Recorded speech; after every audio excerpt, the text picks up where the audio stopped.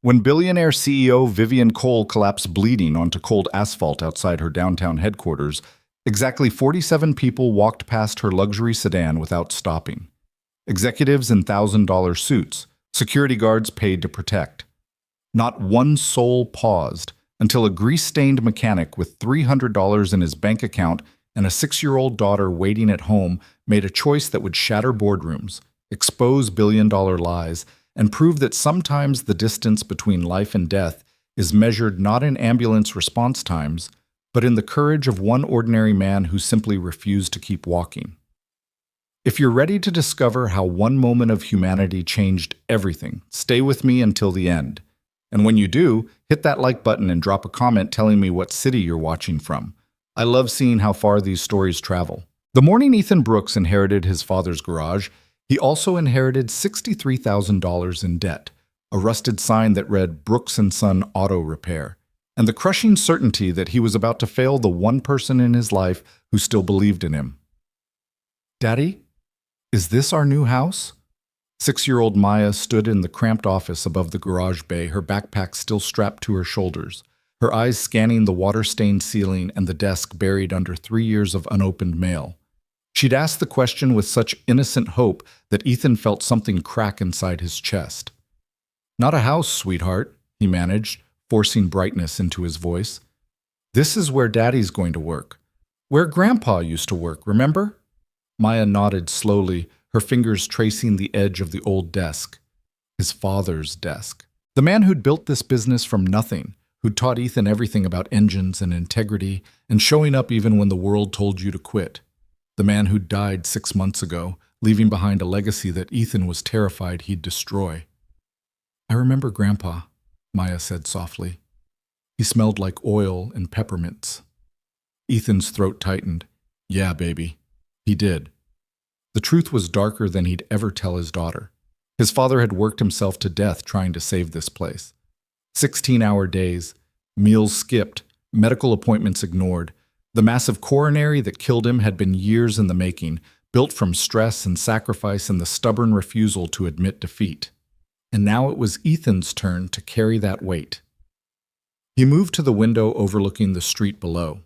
The garage sat on a corner lot in a neighborhood that was trying desperately to decide its future. Half the block was undergoing aggressive renovation, trendy coffee shops, boutique fitness studios, architectural firms with minimalist logos. The other half was still clinging to its working-class roots, bodegas, laundromats, family restaurants with faded awnings. Brooks & Son belonged to the old guard. The building was tired, the equipment outdated, the customer base dwindling as the neighborhood transformed around it. But it was all Ethan had. His father had made him promise, made him swear on Maya's life, that he wouldn't sell it to the developers who'd been circling for years. "Keep it in the family," his father had whispered from the hospital bed, his voice already fading. "Don't let them turn it into another soulless glass box. This neighborhood needs places like ours, real places, where real people can get honest work done." Ethan had promised. He'd held his dying father's hand and sworn he'd find a way. That was 6 months ago. Since then, he'd burned through his savings, maxed out 2 credit cards, and was now exactly 11 days away from missing his first mortgage payment. The bank had been clear. Miss one payment, and they'd begin foreclosure proceedings. His father's legacy would die with a rubber stamp and a legal notice. "Daddy?" Maya's voice pulled him back. "Are you sad?" He turned, finding those brown eyes, her mother's eyes, watching him with the unsettling perception that children sometimes possessed. Maya had been only 3 when Jessica left, too young to remember much beyond vague impressions, but she was old enough now to sense when her father was drowning. "Just thinking, sweetheart," he said, crossing to kneel in front of her. "Big thoughts about big plans." "Good plans?" "The best plans," he lied, smoothing her hair back. "Now, we need to get you to school. Mrs. Patterson's waiting downstairs to take you, remember?" Mrs. Patterson was their neighbor, a retired teacher who'd volunteered to handle morning drop-offs while Ethan tried to resurrect the garage. She was one of the good ones, the kind of person who still existed in neighborhoods like this, who understood that community meant actually helping your neighbors, not just posting about it online. After Maya left, chattering happily about show and tell, Ethan stood alone in the silent office and let himself feel the full weight of his situation. He had 11 days to generate enough business to cover the mortgage. 11 days to somehow compete with the sleek corporate auto centers that had sprung up across the city, with their digital diagnostics and comfortable waiting lounges and loyalty programs. What did he have to offer? Expertise, yes. His father had been a master mechanic, and he'd trained Ethan well. Integrity? Absolutely. But in a world where consumers valued convenience over craftsmanship, where people dropped off their cars like dry cleaning and expected miracles in an hour, traditional skills didn't pay the bills. His phone buzzed, a text from the parts supplier. Past due balance must be cleared before new orders processed. Thanks for your understanding. Understanding, right. Ethan deleted the message and descended the narrow stairs to the garage floor below. The space was cavernous, built back when mechanics actually worked on cars instead of just plugging them into computers. 4 bays, all empty. Lifts that needed maintenance, tools that belonged in a museum. His father's ghost lived in every corner. Ethan could still see him bent over an engine, hands black with grease, explaining the difference between fixing something and just making it run long enough to become someone else's problem. We fix it right, his father would say, or we don't fix it at all. That philosophy had earned respect but not wealth, and respect, as Ethan was learning, couldn't be deposited in a bank account. He was checking the oil reservoir on one of the lifts when he heard it, a sound that made every instinct in his body snap to attention. Not a mechanical sound, human, a cry, sharp and desperate, that cut through the morning quiet like a blade. Ethan moved to the garage's street entrance, squinting against the bright October sunlight. The parking lot across the street served the gleaming office tower that dominated the block. 20 stories of glass and steel that housed some tech company he'd never heard of. Even at 8:30 in the morning, the lot was filling with luxury vehicles, Teslas, BMWs, the occasional Porsche. And there, between a silver Mercedes and a black Escalade, someone was on the ground. Ethan's first thought was that it was a drunk or an addict. The neighborhood still had its share of both, despite the gentrification. But then he saw the clothing.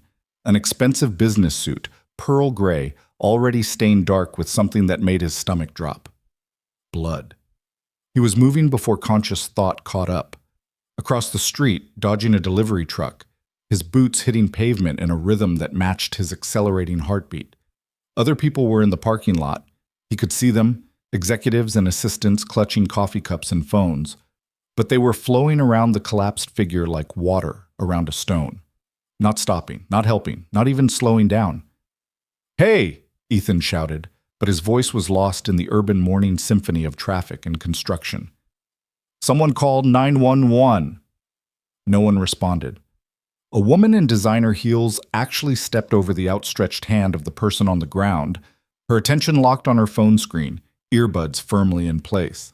Ethan reached the fallen figure and dropped to his knees, his mind clicking through the emergency first aid training he'd received years ago working construction. Check for consciousness, check for breathing, check for bleeding. The woman, because up close he could see it was a woman, was conscious but barely. Her eyes were open, glassy with pain and shock, her skin the color of wet concrete. She was maybe late 30s, with dark hair pulled back in a bun that was coming loose, and features that would have been striking if they weren't currently contorted in agony. "Ma'am?" Ethan kept his voice calm, steady, the way you'd talk to a spooked animal. "Can you hear me? I'm going to help you." Her lips moved, a whisper so faint he had to lean close to catch it. "Can't. Hospital. Meeting. You need a hospital," Ethan said firmly. He was already pulling out his phone, his other hand moving to her neck to check her pulse. Rapid and thready. Not good. "You're bleeding. We need to—" "No." The word came out stronger, propelled by whatever reserve of will was keeping her conscious. Her hand shot out, gripping his wrist with surprising strength. "Can't. Miss. Meeting. Board. 10 o'clock. Thousands. Jobs." Ethan stared at her, then at the blood seeping through her suit jacket, then back at her face. Her eyes were desperate, pleading, but also sharp, focused. This wasn't delirium. This was a woman trying to explain something she believed was more important than her own life. Listen to me, he said, gently but firmly prying her fingers from his wrist so he could dial. I don't know what meeting you're talking about, and I don't care. You're bleeding. You're in shock. And if we don't get you help right now, you're not going to make any meetings ever again. You don't understand. No, I don't, Ethan agreed, hitting 911. But I understand that you're dying, so we can argue about it at the hospital. The dispatcher picked 911, what's your emergency? I have a woman, late 30s, collapsed in a parking lot. Ethan's voice shifted into the clipped efficiency of someone reporting a crisis. She's conscious but disoriented. Significant bleeding from the abdomen area. Possible internal injuries. We're at the corner of 5th and Morrison, northeast corner, in the parking lot of the... He glanced up at the building. TechCore Industries Tower. Help is on the way, the dispatcher assured him. Sir, is she able to speak? Barely. Ethan looked down and found the woman's eyes locked on his face with an intensity that was almost frightening. She was mouthing words, the same phrase over and over, and it took him a moment to parse it. Please, please, please. Something in that desperate repetition got through his practical defenses. This wasn't just fear of hospitals or medication or doctors. This was something else. Something that made a woman who was quite possibly bleeding to death care more about a meeting than her own survival. Sir? Is the patient still conscious? Yeah, Ethan said, not breaking eye contact with the woman on the ground. Yeah, she's conscious. Around them, the parking lot continued to fill and empty. People walked past. Cars maneuvered into spaces. A group of young professionals laughed about something as they headed toward the building entrance, their designer coffee cups steaming in the cool morning air. Not one of them looked down. Ethan had seen a lot of things in his 34 years: poverty, addiction, violence, the slow death of communities that no one with power cared enough to save. But he'd never seen anything quite like this. A woman dying in broad daylight while dozens of people in expensive suits simply stepped around her. What's your name? He asked quietly, putting the phone on speaker so the dispatcher could hear, but keeping his voice low meant just for the woman in front of him. Her lips formed a word. He had to lean close to hear it. Vivian. Vivian, I'm Ethan. He was pressing his hand against her abdomen now, trying to slow the bleeding. His palm came away red. And I'm going to get you through this, but you need to tell me what happened. Collapsed, she managed. Pain, sudden. This morning. Was walking to car, then... How long ago? 20 minutes? 20 minutes. Ethan looked around the parking lot with new eyes, with fresh horror. She'd been lying here for 20 minutes while the corporate world flowed around her like she was invisible. The wail of sirens cut through the morning. Thank God. Ethan stayed where he was, maintaining pressure, maintaining contact. Vivian's eyes were starting to flutter, consciousness slipping. Stay with me, he commanded. Vivian, look at me. Stay with me. Her eyes opened again, focused with effort. Meeting, she whispered. 10 o'clock. Room 2015. Top floor. Please. The ambulance is almost here. They're going to take care of you. No, listen. She grabbed his hand again, her grip weak now but insistent. Board meeting. Merger vote. If I'm not there, if I don't delay, they'll vote, approve it. 1,500 people. Lose jobs. Everything. The sirens were loud now, close. Ethan could see the ambulance turning into the parking lot, cutting between cars with professional efficiency. My company, Vivian continued, each word clearly costing her. My people. Please, someone needs to delay. Just delay. Until I can explain. Ma'am, I'm a mechanic, Ethan said helplessly. I fix cars. I don't know anything about boardrooms or mergers or please, that word again. But this time it wasn't just desperation. It was something else. Recognition, maybe. As if she'd looked at this grease-stained stranger and seen something that all those executives in their expensive suits couldn't or wouldn't provide.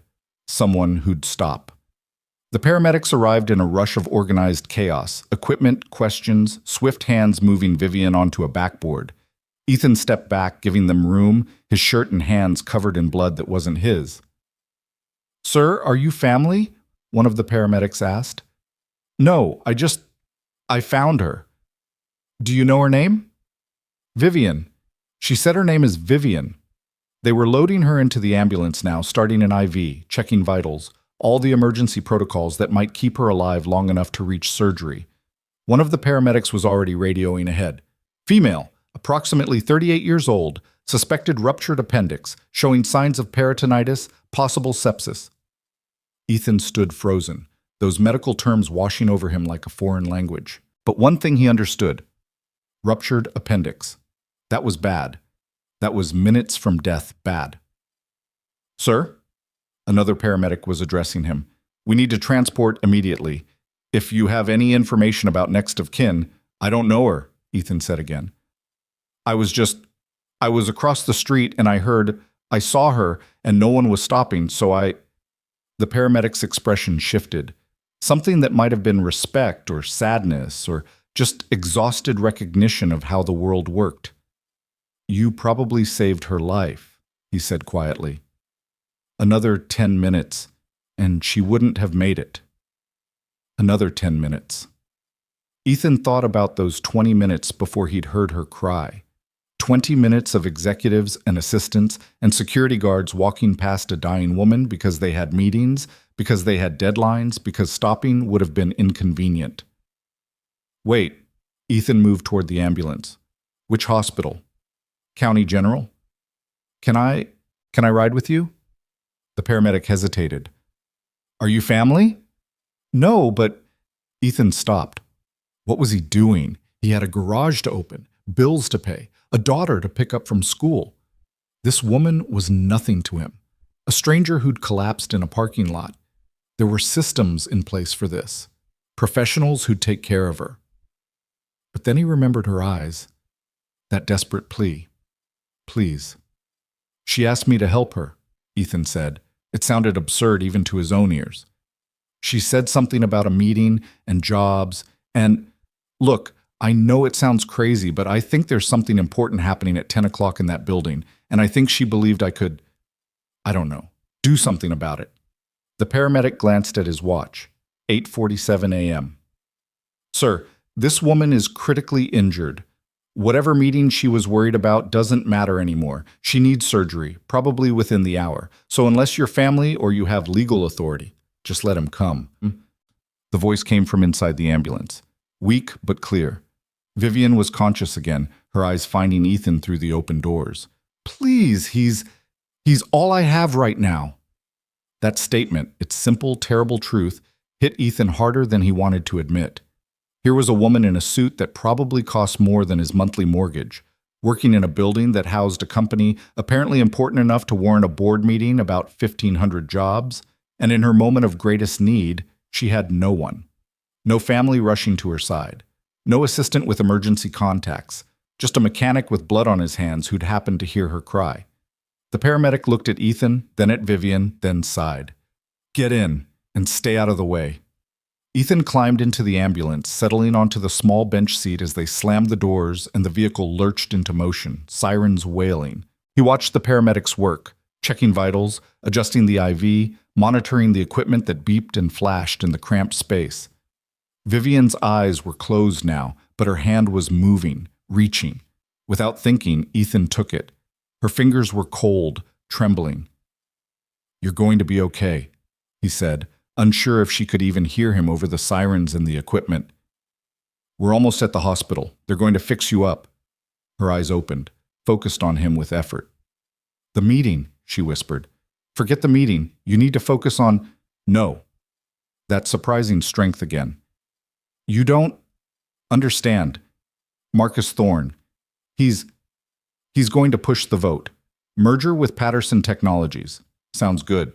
Stock price, shareholder value. But it's a trap. Layoffs. Offshore. Gut the workforce. Everything we built. Community programs, fair wages, local investment, all gone." She stopped, gasping. The paramedic leaned in, checking her pupils. "Ma'am, you need to stay calm. Let us do our job." But Vivian wasn't looking at the paramedic. She was looking at Ethan. 1,500 families. Good people. They trust me. They believe I'll protect them. If I'm not there, if I can't delay the vote, give me time to present the alternative. What alternative? Ethan asked, drawn in despite himself.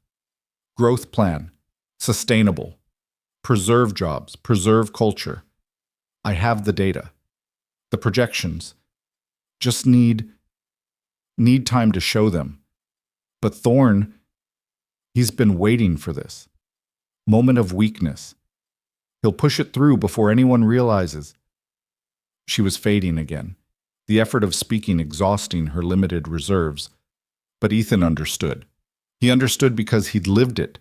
That moment when someone with power and resources decides that what you've built, what you've sacrificed for, doesn't matter as much as their bottom line. When convenience and profit override every other consideration. "Vivian," he said gently. I'm a mechanic. I don't know anything about corporate board meetings. How would I even... Room 2015, she managed. Building directory, top floor. Tell them I sent you. Tell them I'm alive but in surgery. Tell them to delay, just delay. Please. You're the only person who stopped. The ambulance was slowing. County General. Ethan could see the emergency room entrance through the window, the organized chaos of a big city hospital preparing to receive a critical patient. "We're here," the paramedic announced. "Ma'am, we're going to get you inside. You're going to be fine." The doors opened. A trauma team was waiting. Vivian was transferred to a gurney in a smooth, practiced motion. Someone was shouting medical terminology. Someone else was running alongside the gurney as they rushed her through the automatic doors. Ethan stood alone in the parking lot, blood on his clothes, a stranger's desperate request echoing in his ears. He checked his phone. 9:14 a.m. 46 minutes until a meeting he had no business attending, in a building he had no right to enter, to deliver a message that probably wouldn't make any difference anyway. He should go home. Clean up.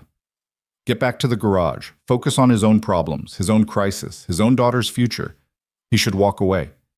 But instead, Ethan Brooks thought about a woman lying on cold pavement for 20 minutes, while dozens of people stepped around her. He thought about his father, working himself to death trying to preserve something real in a neighborhood that was being swallowed by glass and steel, and people who thought convenience was more important than community. He thought about Maya asking if the garage was their new house, her voice full of hope and trust that her daddy would figure it out, would make it work, would keep them safe. And he thought about Vivian's eyes and that one word, please. "Damn it," Ethan muttered. He pulled out his phone and called Mrs. Patterson. "Hey, it's Ethan. Listen, something came up. Something unexpected. Any chance you could pick up Maya from school today?" "Of course, dear," Mrs. Patterson said without hesitation. "Is everything all right?" "Honestly, I have no idea." Ethan looked up at the hospital, then turned to face the city skyline. Somewhere in that forest of glass and steel was the Tech Core building. Room 2015, a board meeting that would decide the fate of 1,500 families. But I'm about to find out. He ended the call and started walking. Not toward his garage, not toward safety or sanity or anything resembling a smart decision. Toward a building where he had no business being, to deliver a message he barely understood, because a dying woman had looked at him and seen someone worth trusting. Because sometimes, Ethan was learning, the only thing worse than failing was not trying at all. The TechCore Industries building rose 20 stories above 5th and Morrison, its glass facade reflecting the morning sun in ways that made it seem like it was made of light rather than steel and stone. Ethan had walked past it 100 times, had maybe even worked on cars belonging to people who worked inside, but he'd never actually entered it. Now, standing in the street looking up, he felt like a man preparing to storm a castle. He glanced down at himself. His work shirt was stained with Vivian's blood. His jeans were dirty from kneeling on pavement. His boots left faint oil marks on the sidewalk. He looked exactly like what he was, a working man in a building designed for people who'd never touched a wrench in their lives. For a moment, just a moment, Ethan considered turning back. This was insane. He was a 34-year-old mechanic with a failing business and a 6-year-old daughter depending on him. What was he doing trying to intervene in a corporate board meeting? What could he possibly say that would make any difference? But then he thought about Vivian's hand in his, the way she'd looked at him with such desperate hope. You're the only person who stopped. That was the truth of it. In a parking lot full of people, educated, successful, powerful people. He'd been the only one to hear her cry and choose to help. Maybe that didn't qualify him to walk into a boardroom. Maybe it didn't give him the right to speak. But maybe, just maybe, it meant he had something those executives in their expensive suits didn't. Maybe it meant he still remembered that people mattered more than meetings. Ethan pushed through the revolving doors into a lobby that looked like it belonged in a modern art museum. White marble floors, floating staircases, walls made entirely of glass that overlooked a courtyard garden designed to look natural but probably cost more to maintain than his garage made in a year. A security desk dominated the center of the space, staffed by 2 guards in crisp uniforms. Behind them, a wall of turnstiles controlled access to the elevators beyond. Everything was clean, controlled, designed to separate those who belonged from those who didn't. Ethan approached the desk, acutely aware of every oil stain on his clothing, every callus on his hands. "Can I help you?" The guard, a young guy, maybe mid-20s, looked up from his computer screen with the polite but firm expression of someone trained to identify and remove problems. "Yeah," Ethan said, trying to sound more confident than he felt. "I need to get to room 2015, top floor." The guard's eyes flicked over Ethan's appearance, lingering on the bloodstains. "Do you have an appointment?" "Not exactly, but I have a message for the board meeting. It's urgent." "Sir, the executive floor is restricted access. If you don't have an appointment—" "Look," Ethan interrupted, leaning forward. "I know how this looks. I know I'm not exactly dressed for a corporate tower. But about 45 minutes ago, a woman collapsed in your parking lot. Ruptured appendix. She was bleeding out on the ground while dozens of your employees walked past her. I got her to a hospital, and before they took her into surgery, she asked me, specifically me, to come here and deliver a message to that board meeting." The guard's expression shifted slightly. "A woman collapsed?" "Yeah. Vivian. I don't know her last name, but she was wearing a gray business suit, and she seemed to think whatever's happening in that meeting at 10 o'clock was important enough to die for." Ethan straightened. "So, are you going to let me up there, or are you going to be just another person who decided that following procedure was more important than doing the right thing?" For a long moment, the guard just stared at him. Then he turned to his colleague, an older woman with silver hair and sharp eyes. "Did you hear anything about someone collapsing this morning?" The woman was already typing. Checking the incident log. A pause. "Emergency services were called to the north parking lot at 8:37 a.m. Medical emergency. 1 transported to County General." She looked up at Ethan. "That your woman?" "That's her." "And she asked you to come here?" "She did. I don't know why. I don't know what I'm supposed to say when I get up there. But she was desperate, and she was dying, and she trusted me with something that obviously matters to her." Ethan met the woman's eyes. "I'm not asking you to break protocol. I'm asking you to make a choice." The 2 guards looked at each other. Some kind of silent conversation happened, the kind that comes from years of working together, of learning when the rules mattered and when they got in the way of actual human decency. Finally, the older guard reached for a clipboard. "Name?" "Ethan Brooks." "And the person who collapsed, you said her first name was Vivian?" "That's all I know." More typing. Then the guard's expression changed. Surprise, maybe even shock. "Vivian Cole," she said quietly, "CEO and founder of TechCore Industries." The words hung in the air like a bomb that hadn't exploded yet. "CEO?" Ethan repeated. That woman on the pavement, bleeding and desperate, was the head of this entire company? 23rd floor, the younger guard said abruptly, reaching for a visitor's badge. "Room 2015. Take the express elevator on the left. And sir?" He held Ethan's eyes. "I don't know what's happening up there, but thank you for stopping, for helping her." Ethan took the badge, his mind reeling. Vivian Cole, CEO. Which meant the board meeting wasn't just any meeting, it was her meeting, her company, her 1,500 employees. And she'd been lying in a parking lot for 20 minutes while her own people walked past. The elevator was glass-walled, offering a view of the city as it rose through the building's core. Ethan watched the streets fall away, the people shrinking to dots, the cars to toys. By the time he reached the 23rd floor, he felt like he'd ascended to another world entirely. The doors opened onto a reception area that screamed money and power. Original art on the walls, furniture that probably cost more than his truck. Floor-to-ceiling windows that turned the city into a backdrop. And people. Lots of people. Men and women in expensive suits, clustered in small groups, their voices low but intense. The air practically crackled with tension. "Excuse me." Ethan approached the reception desk, where a woman in her 50s sat with the ramrod posture of someone who'd been guarding executive access for decades. "I'm looking for room 2015. The receptionist looked up, and Ethan watched her take in his appearance. The blood-stained shirt, the working man's hands, the visitor's badge that marked him as someone who didn't belong. Her expression shifted through several emotions before settling on professional courtesy. "Do you have an appointment?" "I have a message for the board meeting." "Sir, the board meeting is in session. They cannot be disturbed." "It's about Vivian Cole," Ethan said flatly.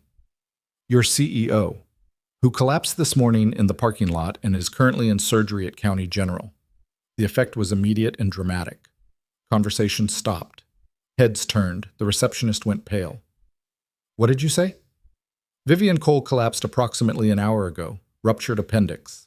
I found her in the parking lot and got her to the hospital." Ethan kept his voice level, professional, but he made sure it carried.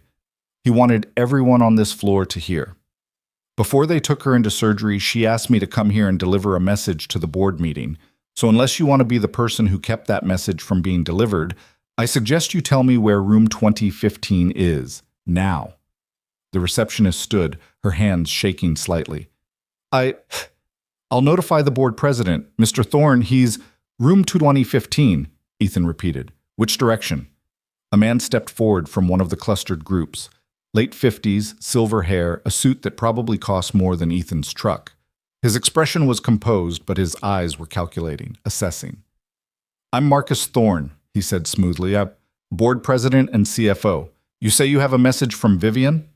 Ethan recognized the name. This was the man Vivian had warned him about. The one pushing the merger, planning the layoffs, the one who'd been waiting for a moment of weakness. "I do," Ethan said carefully. "Then, by all means, deliver it." Thorne gestured toward a hallway. "Room 2015 is this way." As Ethan followed, he was acutely aware of the entourage forming behind them. Executives, assistants, people who'd been waiting in the reception area now trailing along like spectators at an accident scene. The building felt different up here. The air itself seemed thinner, colder, charged with a kind of power that had nothing to do with electricity. Room 2015 turned out to be less a room and more a corporate cathedral. The boardroom occupied the entire northeast corner of the floor, with windows on two sides offering panoramic views of the city. A massive oval table dominated the space, surrounded by leather chairs that probably cost more than Ethan's monthly mortgage. And people. The board of directors, maybe 15 or 20 of them, were already seated, papers and laptops spread before them, their conversations dying as Ethan entered with his escort of curious onlookers. "Ladies and gentlemen," Thorne announced, his voice carrying the practiced authority of someone used to commanding rooms. "This man claims to have a message from Vivian. Apparently there's been some kind of medical emergency."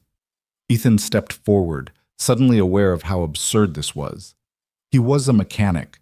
These were titans of industry, people who made decisions worth millions, whose quarterly earnings probably exceeded his lifetime income. But then he remembered Vivian's hand in his, the desperate plea in her eyes.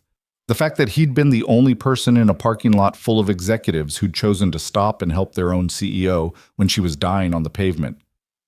"My name is Ethan Brooks," he began, his voice rougher than he'd intended. "An hour ago, I was opening my garage across from your parking lot when I heard someone crying for help. I found a woman collapsed between cars. bleeding from what turned out to be a ruptured appendix. She was conscious enough to tell me her name was Vivian and to beg me not to take her to the hospital because she had a meeting she couldn't miss. Murmurs rippled through the room. Someone gasped. Thorne's expression remained neutral, but something shifted in his eyes. Calculation, perhaps, or opportunity. I took her anyway, Ethan continued. Because people were walking past her, dozens of people, your people. Executives in expensive suits heading into this building, stepping around a dying woman because they had somewhere more important to be. He let that sink in, watching discomfort ripple across faces. The paramedics said another 10 minutes and she wouldn't have made it. That's how close it was. Is she? A woman at the far end of the table asked, her voice tight. She's in surgery now. I don't know more than that. Ethan's eyes found Thorne. But before they took her in, she grabbed my hand and gave me a message. She said there's a merger vote happening at 10 o'clock. She said that if she wasn't here to delay it, to present an alternative, 1,500 people would lose their jobs. She asked me, a stranger, a mechanic with grease under his fingernails, to come here and ask you to wait. Silence. Complete breathless silence. Then Thorne spoke, his voice smooth as oil. Mr. Brooks, we're all deeply concerned about Vivian's health. I can assure you we'll postpone the meeting until— Will you? Ethan interrupted, surprising himself. But he'd seen the look in Thorne's eyes, the same look he'd seen in developers' eyes when they talked about revitalizing his father's neighborhood. Because from what Vivian said, it sounded like you've been waiting for exactly this kind of moment, a moment when she's not here to fight back. Thorne's expression hardened. Mr. Brooks, I don't think you understand the complexities. You're right, I don't. Ethan looked around the table, making eye contact with as many board members as possible. I don't understand how a boardroom works. I don't understand mergers or acquisitions or shareholder value.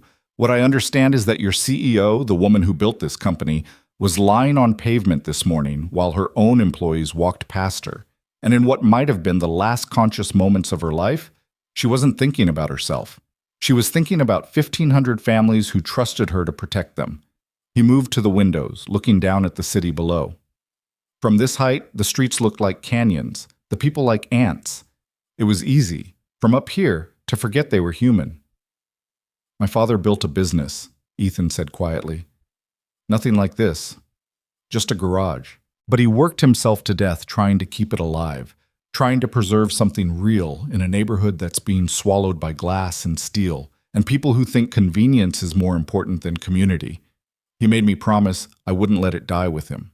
He turned back to face the room. I don't know Vivian Cole, but I know desperation when I see it. I know what it looks like when someone cares about something more than their own life. And I know that right now she's on an operating table trusting that the board she built, the people she chose, will give her the chance to fight for what she believes is right. Ethan pulled out his phone, checked the time. 9:58 a.m. So here's her message. Wait. Just wait. Give her time to present her alternative. And if you vote while she's fighting for her life in surgery, just know that you're making the same choice those people in the parking lot made this morning. You're deciding that your schedule, your convenience, your agenda is more important than stopping to help. He set his visitor's badge on the table. That's all I came to say. The room erupted. Questions, arguments, people standing and talking over each other. Ethan caught fragments. Concerns about postponement, legal obligations, fiduciary duty, the market opening. The language of power and money and decisions that would affect thousands of lives without those lives ever entering the room where the choices were made. Through it all, Marcus Thorne stood silent, watching Ethan with the expression of a chess player whose opponent had just made an unexpected move. Finally, Thorne raised his hand. The room quieted. Mr. Brooks, he said, you've delivered your message. And while I'm sure we all appreciate your passion, the fact remains that this board has legal obligations. We have investors, stakeholders, contractual commitments. We cannot simply postpone a vote of this magnitude based on the request of a man who, by his own admission, knows nothing about corporate governance. You're right, Ethan agreed. I don't know anything about corporate governance, but I know something about integrity, and I know what it looks like when someone without power asks for help from someone with it. He started toward the door, then paused. Vivian Cole trusted me to deliver a message. A dying woman looked at a stranger covered in blood and saw someone worth trusting. I did what she asked. What you do with it is your choice. Ethan walked out of that boardroom, past the reception area, past the clustered executives, into the elevator that would carry him back down to street level, back to his world of grease and debt and struggling to survive. He'd done what Vivian asked. Whether it would make any difference, he had no idea. But at least, unlike all those people in the parking lot, he'd stopped. The elevator descent felt longer than the ascent, each floor a reminder of the gulf between the world Ethan had just left and the one he was returning to. His hands were still shaking, not from fear, but from the adrenaline crash that comes after doing something monumentally stupid and not yet knowing whether it mattered. When he stepped back into the lobby, the same security guards were at their posts. The older woman caught his eye, raised an eyebrow in silent question. Ethan just shook his head. He had no idea what he'd accomplished up there, if anything. Outside, the morning had shifted into that bright, crisp October clarity that made the city look almost beautiful. Ethan stood on the sidewalk, looking back at the TechCore building, wondering if somewhere on the 23rd floor a group of powerful people were having a conversation about a mechanic who'd walked into their boardroom covered in blood and asked them to remember their humanity. Probably not. More likely they were already voting, already moving forward with whatever Marcus Thorne had planned, already forgetting that their CEO had nearly died while they sipped their expensive coffee. Ethan's phone buzzed. A text from Mrs. Patterson. Maya's at school. Don't worry about pickup. I've got her all day if you need. Hope everything's okay. Everything. What a word. Was everything okay? A woman he'd never met before today was in surgery. He'd just delivered a message to a corporate board that probably thought he was insane. His garage was still drowning in debt, still 11 days from foreclosure, still no closer to salvation than it had been when he'd woken up this morning. But he'd stopped. When everyone else kept walking, he'd stopped. Maybe that was something. Ethan started walking back toward the garage, but his feet carried him past it, toward County General instead. He told himself it was just to check on Vivian, to make sure she'd survived surgery, to close the loop on this bizarre morning. But the truth was deeper and more complicated. He needed to know that stopping had mattered, that his choice to help had made a difference. County General was one of those massive urban hospitals that seemed to exist in a state of controlled chaos. Ethan navigated through the emergency room, past crying children and exhausted parents, and people holding blood-soaked towels to various injuries, until he found the surgical wing. I'm looking for information on a patient, he told the nurse at the desk. Vivian Cole. She was brought in about 2 hours ago with a ruptured appendix. The nurse, a tired-looking woman in her 40s with kind eyes, checked her computer. Are you family? No, I'm the one who found her. I rode in the ambulance with her. Something in the nurse's expression softened. She's out of surgery. Doctor wants to keep her in recovery for a few more hours, but the procedure went well. She was lucky you found her when you did. Relief hit Ethan like a physical force. Can I see her? Not in recovery, but if you want to wait, she'll be moved to a room in maybe 3 or 4 hours. The nurse paused. We haven't been able to reach any family. No emergency contacts answered. It's like she doesn't have anyone. The words echoed what Vivian herself had said in the ambulance. You're all I have right now. How did someone build a company, employ 1,500 people, and end up with no one to call when they were dying? I'll wait, Ethan said.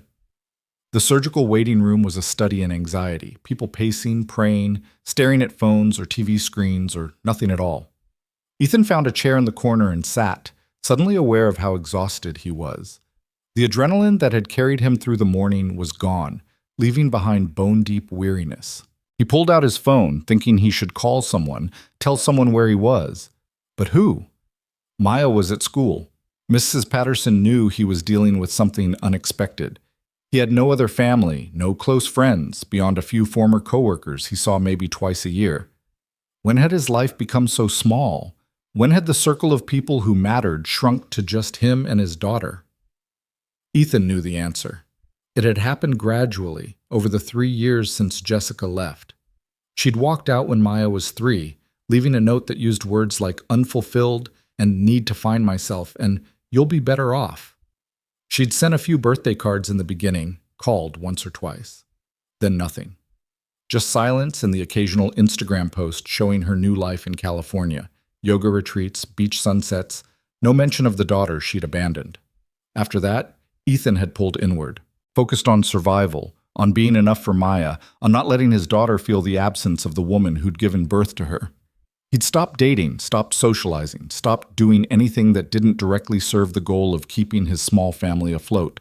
And now here he was, sitting in a hospital waiting room for a woman he'd known for less than 3 hours, because they'd both discovered the same terrible truth. Sometimes the only person who stops to help is a stranger. "Mr. Brooks?" Ethan looked up to find a doctor in surgical scrubs approaching. Young, maybe early 30s, with the kind of focused intensity that suggested she'd been awake for more hours than was healthy. "That's me." "I'm Dr. Sarah Chen. I perform Ms. Cole's surgery." She sat down in the chair next to him, and Ethan noticed the blood on her scrubs. Vivian's blood, probably. "The nurse told me you're the one who found her." "Yeah, in a parking lot." "You saved her life," Dr. Chen said bluntly. "Chen. The appendix had ruptured. Infection was spreading. Another hour and she would have gone into septic shock. Another 2 hours and we wouldn't have been able to save her." She paused. "How did you know to help her? Were you together when she collapsed?" "No, I heard her from across the street. I run a garage nearby." "You heard her?" Dr. Chen's expression shifted to something Ethan couldn't quite read. From across the street, over traffic and construction and all the ambient noise of downtown. "I guess I have good hearing." "Or you were paying attention," the doctor countered. "Most people don't. They're so locked into their own worlds, phones, headphones, thoughts, that they miss what's happening right in front of them." She leaned back, rubbing her eyes.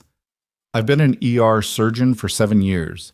You know how many times I've treated someone who collapsed in a public place and wasn't helped immediately? Too many. People don't want to get involved. They assume someone else will handle it. They're afraid of lawsuits or awkwardness or just being inconvenienced." "Yeah," Ethan said quietly. "I saw that today. A lot of people walked past her." "But you didn't." "No." Dr. Chen stood. "Ms. Cole is going to be in recovery for another few hours. When she's stable enough to move, we'll get her into a private room. I understand you have a message you delivered for her?" Ethan blinked. "How did you—" "She woke up briefly in recovery.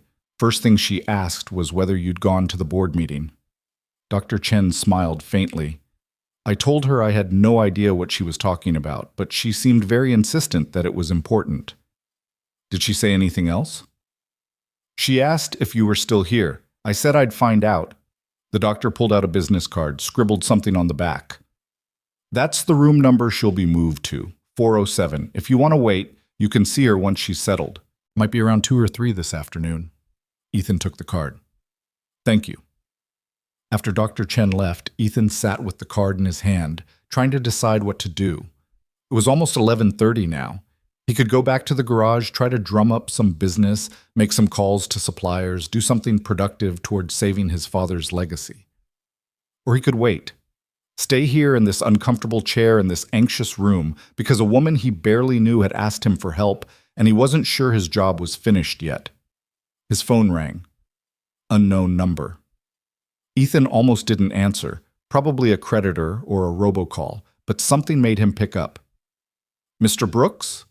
The voice was male, professional, with an edge of urgency. "This is James Mitchell. I'm Vivian Cole's executive assistant. I understand you were the one who helped her this morning." "That's right. I just heard about what happened. I was out of the office this morning at a supplier meeting. If I'd known—" He stopped, composed himself. "How is she?" "The hospital won't tell me anything because I'm not family. She's out of surgery. Doctor says she's going to be okay." A long exhale. "Thank God. Mr. Brooks, I need to ask you about the board meeting. Security told me you went up to the executive floor. Did you speak with them?" "Yeah, I delivered Vivian's message. Asked them to delay the vote until she could present her alternative." Silence on the other end. Then, "And what did they say?" "Marcus Thorne basically told me to mind my own business. Said the board has legal obligations, can't postpone based on a stranger's request." Ethan paused. "Why?" Did they vote? I don't know. The meeting is still in session. It's been going for almost 2 hours now, which is unusual. Normally, these merger votes are quick, 30 minutes, maybe an hour tops. James sounded cautious, hopeful. The fact that they're still talking, maybe your message got through. Maybe. Or maybe they're just arguing about procedure. Either way, you gave her a chance. That's more than she would have had otherwise. James cleared his throat. Mr. Brooks, I know you have no reason to trust me. We've never met. You don't know me from anyone. But I've worked for Vivian for 6 years.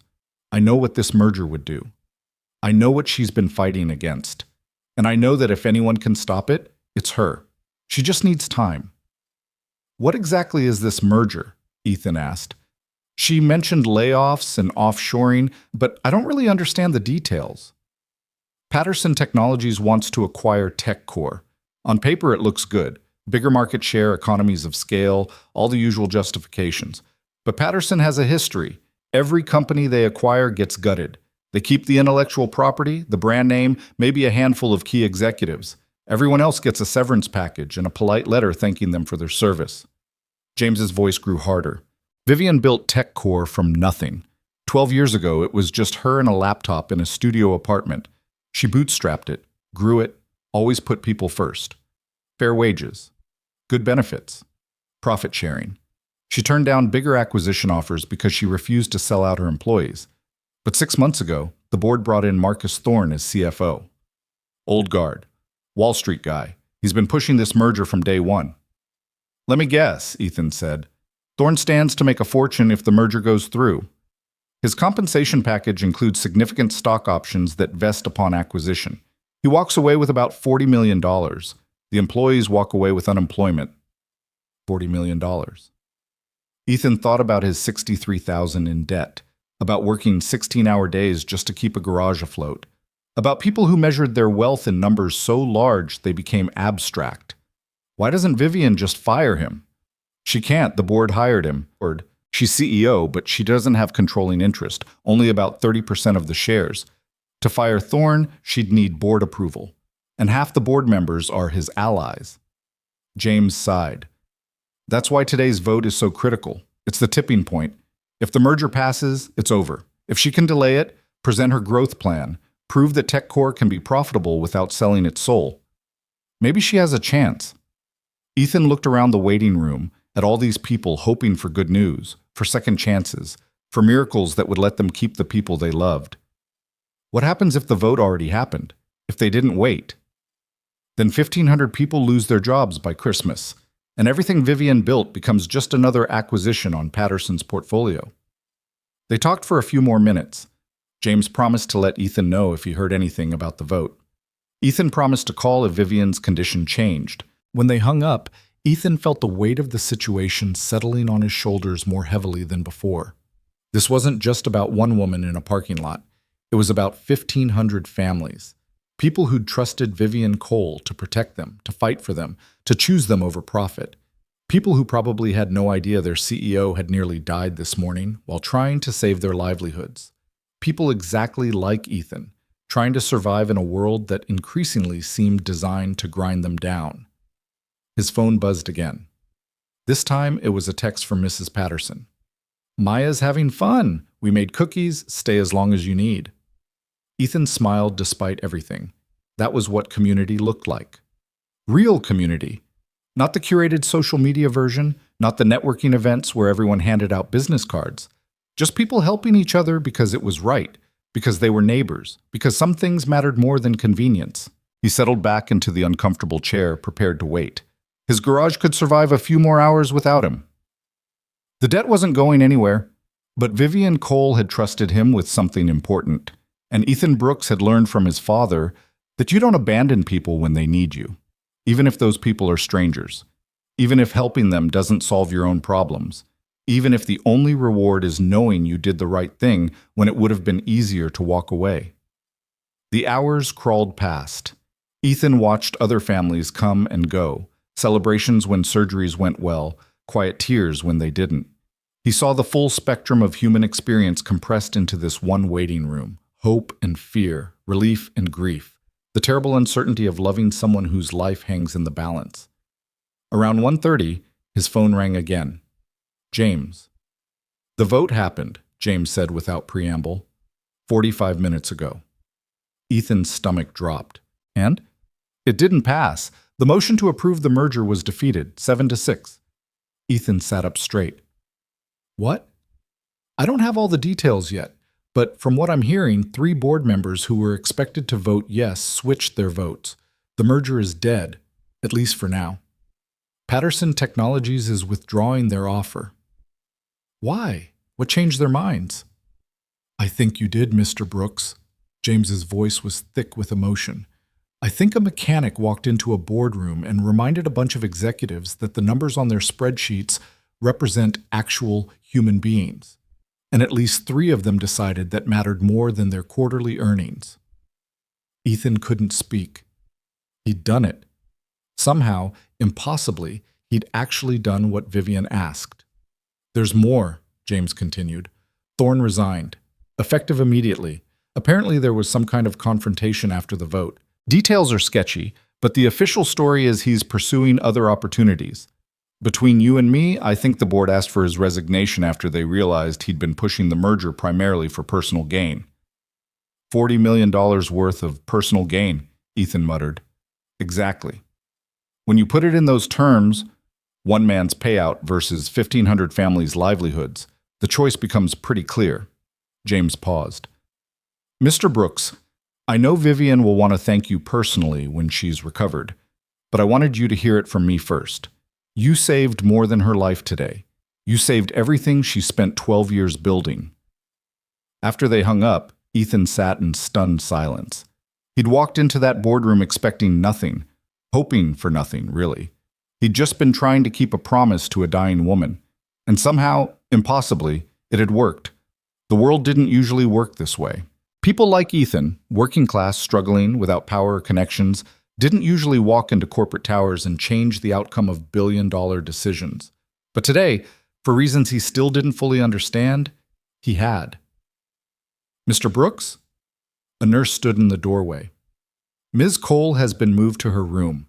She's awake and asking for you. Ethan followed the nurse through the maze of hospital corridors to room 407. The door was partially open. He could see Vivian in the bed, pale but conscious, an IV line running to her arm, monitors beeping softly in the background. She looked smaller somehow, more vulnerable. The powerful CEO who'd been desperate enough to trust a stranger was gone, replaced by a woman who'd just survived a near-death experience. Ethan. Her voice was rough but clear. You came back. Yeah. He stepped into the room, suddenly unsure what to do with his hands. How are you feeling? Like someone took a knife to my abdomen, which I suppose is accurate. A faint smile. Did you go to the meeting? I did. And? Ethan pulled a chair close to the bed. The vote didn't pass. The merger's dead. Thorne resigned. Your company is still yours, and your employees still have jobs. Vivian's eyes filled with tears. She turned her face away, and Ethan saw her shoulders shake. He sat quietly, letting her process, understanding that sometimes the magnitude of relief is as overwhelming as the magnitude of fear. I'm sorry, she finally said, wiping at her eyes. It's just, I've been fighting this for 6 months, every day, every board meeting, trying to hold back the tide. And this morning when I collapsed, all I could think was that I'd failed, that I'd let them down.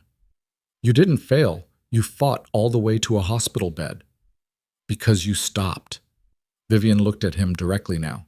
Out of everyone in that parking lot, executives, managers, people I've worked with for years, you were the only one who heard me. The only one who cared enough to help. Ethan didn't know what to say to that. The truth was complicated. He'd stopped because his father had raised him to stop. Because he couldn't live with himself if he didn't. Because at some fundamental level, he believed people were supposed to help each other. I need to ask you something, Vivian said. And I need you to be honest. When you walked into that boardroom, what did you see? What do you mean? I mean, you're not part of that world. You have no stake in TechCore or Patterson Technologies or corporate acquisitions. You walked into a room full of powerful people and told them to wait. Why? What made you do it? Ethan thought about his answer carefully. I saw my father, he finally said, working himself to death trying to save something real. I saw my daughter trusting me to provide a stable future even though I'm drowning in debt. I saw you lying on pavement while people stepped around you. And I saw 1,500 families who had no idea their livelihoods were being decided by people who'd never met them. He leaned forward. You asked me what I saw in that boardroom. I saw people who'd forgotten that the numbers on their spreadsheets represent human beings. People with kids and mortgages and dreams. People who get up every morning and go to work because they believe their effort matters.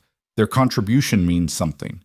I saw people about to destroy all that because it was convenient, because it was profitable, because they could. Vivian was quiet for a long moment. Then, what you described, that's why I started TechCore. I worked for companies that treated employees like interchangeable parts, like expenses to be minimized rather than people to be valued. I wanted to build something different, something that proved you could be successful and humane at the same time. You did, Ethan said. Whatever happens next, you built that. Those 1,500 employees, they still have jobs because you fought for them.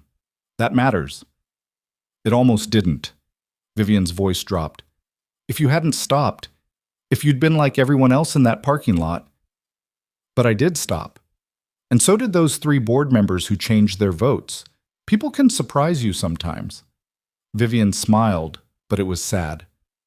Can I tell you something? Something I haven't told anyone? She waited for his nod. When I was building this company, I used to think success meant proving everyone wrong. All the people who said a woman from a working-class background couldn't compete with the tech elite. All the investors who rejected my pitches. All the competitors who tried to crush me before I could gain traction. I wanted to build an empire just to show them. She shifted in the bed, wincing slightly. But somewhere along the way, it changed. It became about the people, about creating something meaningful, building a culture where everyone, from the janitors to the executives, felt valued, where profit wasn't the only measure of success. That's rare, Ethan said. Most companies don't think that way. I know, and that's what makes losing so terrifying, because if TechCore goes down, it doesn't just prove I failed. It proves the whole model failed. It tells everyone who believed in the idea that caring about people is a luxury you can't afford in the real world. Ethan understood that fear. He lived it every day with his garage. Every time a customer chose the corporate auto center over his honest craftsmanship, it felt like proof that integrity was a losing strategy, that the world rewarded efficiency over quality, convenience over relationship, profit over principle. You didn't fail, he said firmly. You're lying in a hospital bed because you fought to the point of physical collapse. That's not failure. That's something else entirely. Desperation? Vivian suggested with a wry smile. Commitment, integrity, actually giving a damn.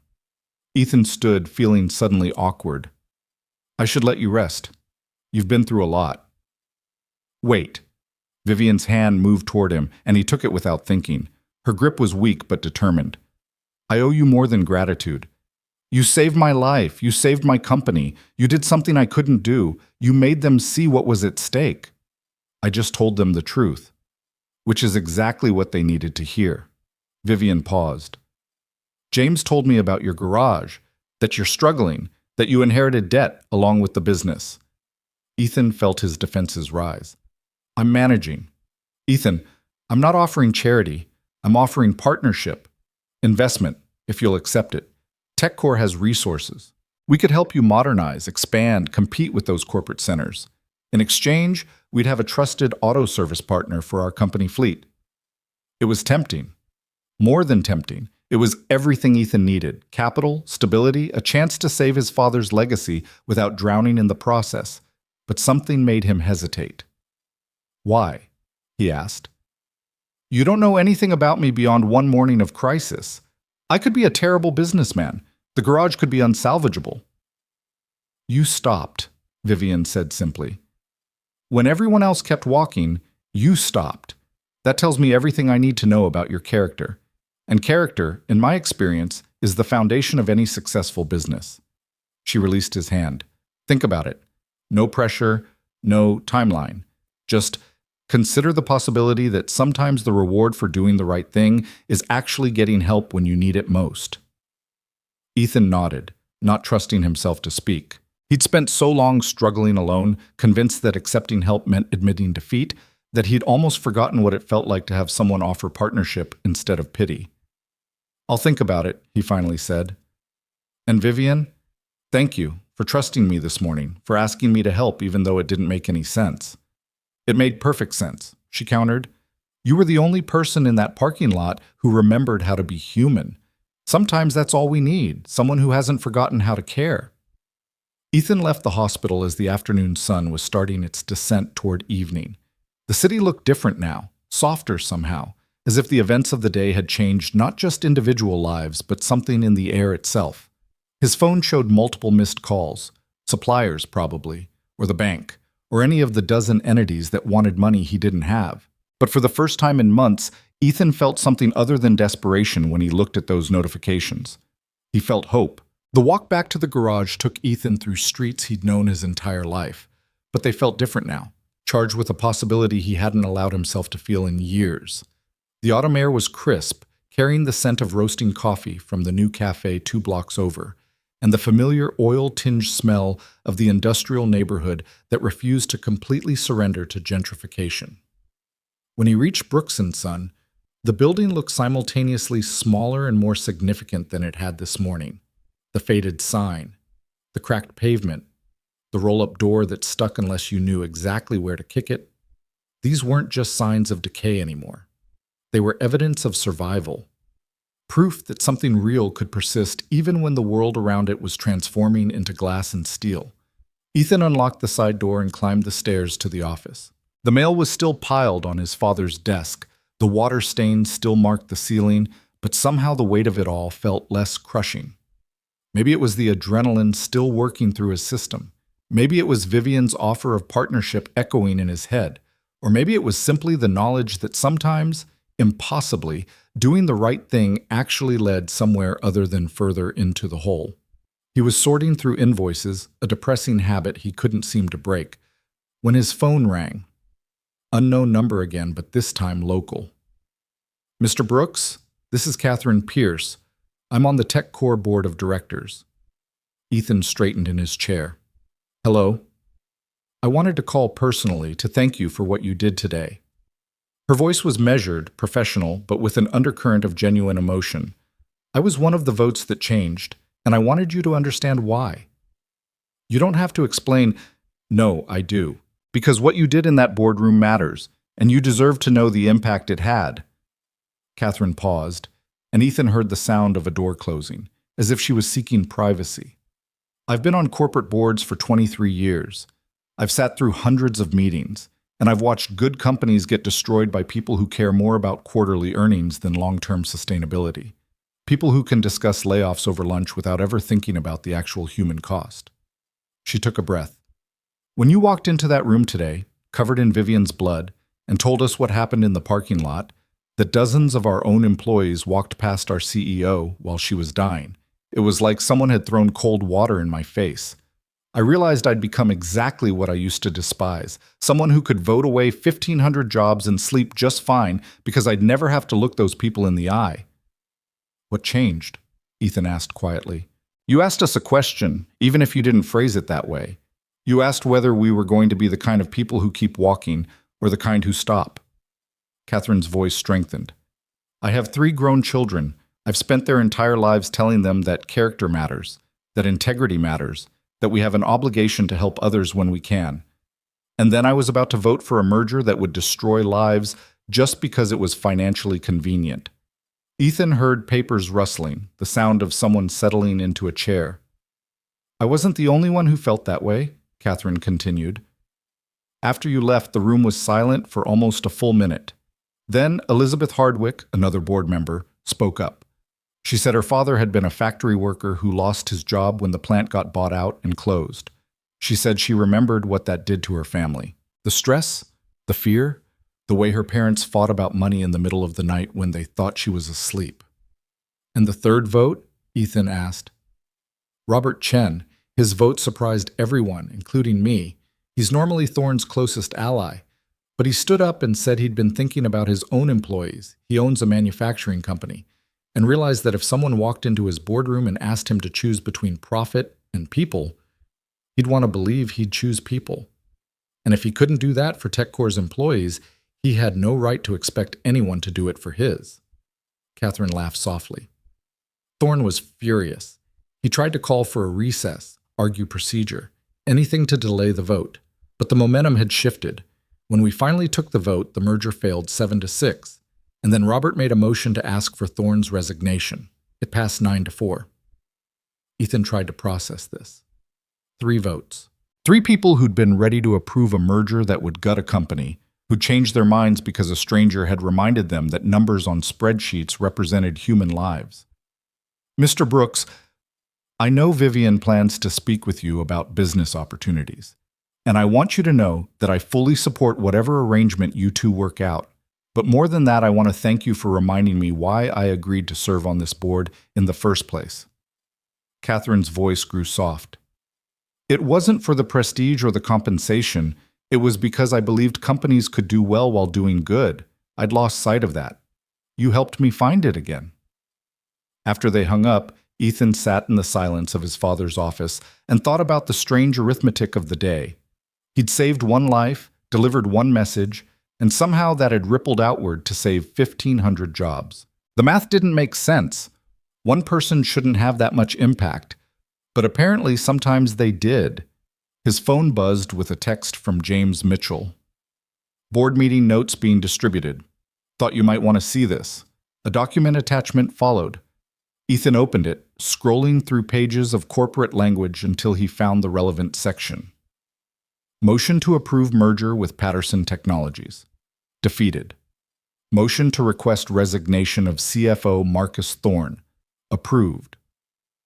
Special thanks noted for emergency intervention by private citizen Ethan Brooks, whose actions today exemplified the values TechCore strives to uphold.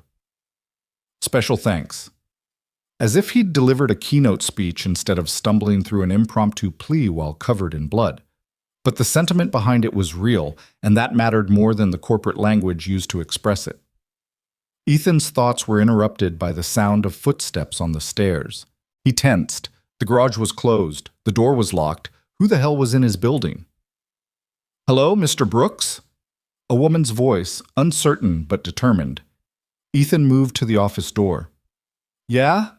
A young woman in her late 20s appeared at the top of the stairs, slightly out of breath. She wore TechCore employee badge clipped to her messenger bag. I'm sorry to just show up like this. I'm Rebecca Torres. I work in TechCore's data analytics department. How did you find you? James gave me the address. I hope that's okay. Rebecca moved closer, and Ethan could see she'd been crying. Her eyes were red, her makeup smudged. I needed to come here, to thank you in person. You don't have to thank me. You saved my job, Rebecca interrupted, her voice breaking. You saved all of our jobs. Do you understand what that means? Ethan shook his head, uncomfortable with the intensity of her gratitude. I'm a single mom, Rebecca continued. I have a 4-year-old daughter. When I got this job at TechCore 2 years ago, it was the first time in my life I felt like I could actually breathe. Good salary, great benefits, flexible hours so I can pick up my daughter from daycare. I was finally building something stable, you know? She wiped at her eyes. This morning I went into that board meeting not knowing if I'd still have a job by lunch. We all knew what the merger meant. We'd heard the stories about Patterson Technologies, how they acquire companies and then gut them. Keep the profitable parts, offshore everything else, lay off anyone who's not executive level. You were in the meeting? Ethan asked, confused. No, but we were all outside, in the hallways in our offices, clustered around phones, checking news feeds. Waiting. Rebecca's hands were shaking as she pulled out her phone, showing him a group text thread. Hundreds of messages, all from TechCore employees, all sent within the past few hours. Vote failed. We're safe. Merger's dead. Thorne's out. Some guy named Ethan Brooks saved us. Who is Ethan Brooks? Does anyone know how to find him? The messages went on, a wave of relief and gratitude from people Ethan had never met. "We want to do something for you," Rebecca said. "As employees, we've been talking all afternoon, collecting money, organizing a thank you. We know it's not enough. Nothing could be enough. But we wanted you to know that we see what you did, that it mattered to real people with real lives." "You don't need to do that," Ethan said, overwhelmed. "I didn't do it for recognition or payment. I did it because it was right." "I know. That's why it matters even more." Rebecca looked around the office, taking in the stained ceiling, the piled mail, the general air of struggling survival. "Is this your business?" "My father's business. I inherited it 6 months ago along with a lot of debt." "What kind of business?" "Auto repair. Honest work, fair prices, quality service." All the things that apparently don't matter anymore when you're competing with corporate chains. Rebecca was quiet for a moment, then pulled out her phone again. "How many TechCore employees do you think there are?" "You said 1,500. 1,543 to be exact. And every single one of us has a car. Or knows someone who does." She started typing. "What if we brought our business here? What if TechCore employees made Brooks & Son their primary auto service? Would that help?" Ethan stared at her. "You can't organize 1,500 people to—" "Watch me!" Rebecca was already composing a message. "We have internal communication channels, email lists, a company-wide chat platform. By tomorrow morning, every TechCore employee will know about this garage and what you did for us. And I'm willing to bet a lot of them will want to support the person who saved their livelihoods." "That's not necessary." "It's absolutely necessary," Rebecca countered. "You reminded a corporate board that we're not just numbers on a spreadsheet. Now let us remind you that gratitude isn't just words. It's action." She hit send on her message, then looked up at him with fierce determination. "You gave us hope this morning. Let us give some back." After Rebecca left, Ethan sat alone in the office as the afternoon light faded toward evening.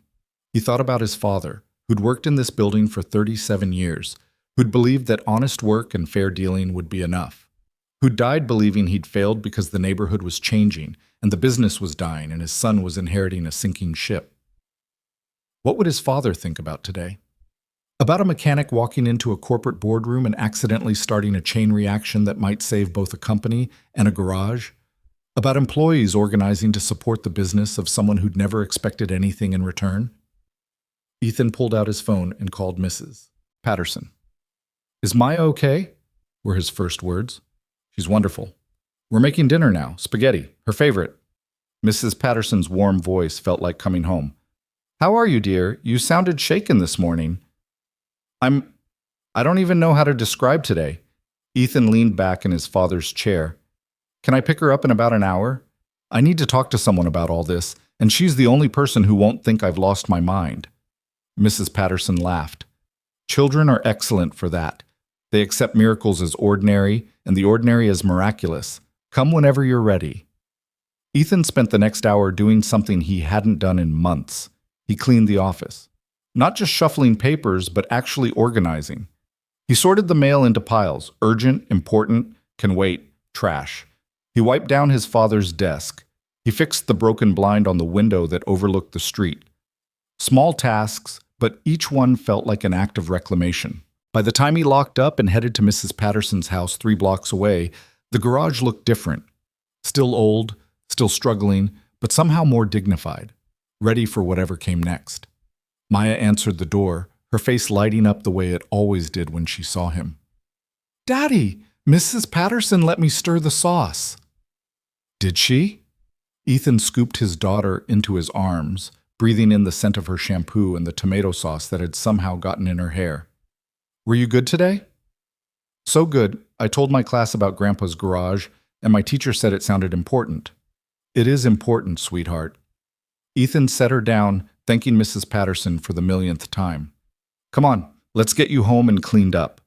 They walked hand in hand through the neighborhood as Maya chattered about her day, show and tell, recess, the new reading book her teacher had given her. Normal things, beautiful things, the rhythm of childhood that somehow continued no matter what chaos swirled in the adult world. When they reached their small apartment above a convenience store, Ethan made grilled cheese sandwiches while Maya sat at the kitchen table drawing pictures of cars. It was their evening routine, the sacred hour before bedtime when the world narrowed to just the two of them. "Daddy?" Maya looked up from her drawing. "Are we going to be okay?" The question hit him harder than it should have. "What do you mean, baby?" "I heard you talking on the phone last week about money and the garage. You sounded scared." Ethan set down the spatula and knelt beside her chair. He'd tried so hard to shield her from his stress, to keep the adult worries separate from her childhood. But children were perceptive. They heard the things you didn't say, felt the fears you tried to hide. "I was scared," he admitted. "The garage is struggling. Grandpa left me something wonderful, but he also left some problems I'm trying to fix. And sometimes I worry that I'm not strong enough or smart enough to do it right." Maya reached out and touched his face. "But you're the strongest daddy in the whole world." "I don't feel strong, sweetheart. Most days I feel like I'm barely holding on." "That's what strength is," Maya said, with the simple wisdom of children who haven't yet learned to doubt themselves. "Mrs. Patterson told me. She said being strong doesn't mean you're not scared. It means you keep going even when you are." Ethan pulled his daughter into a hug, feeling tears threaten for the first time all day.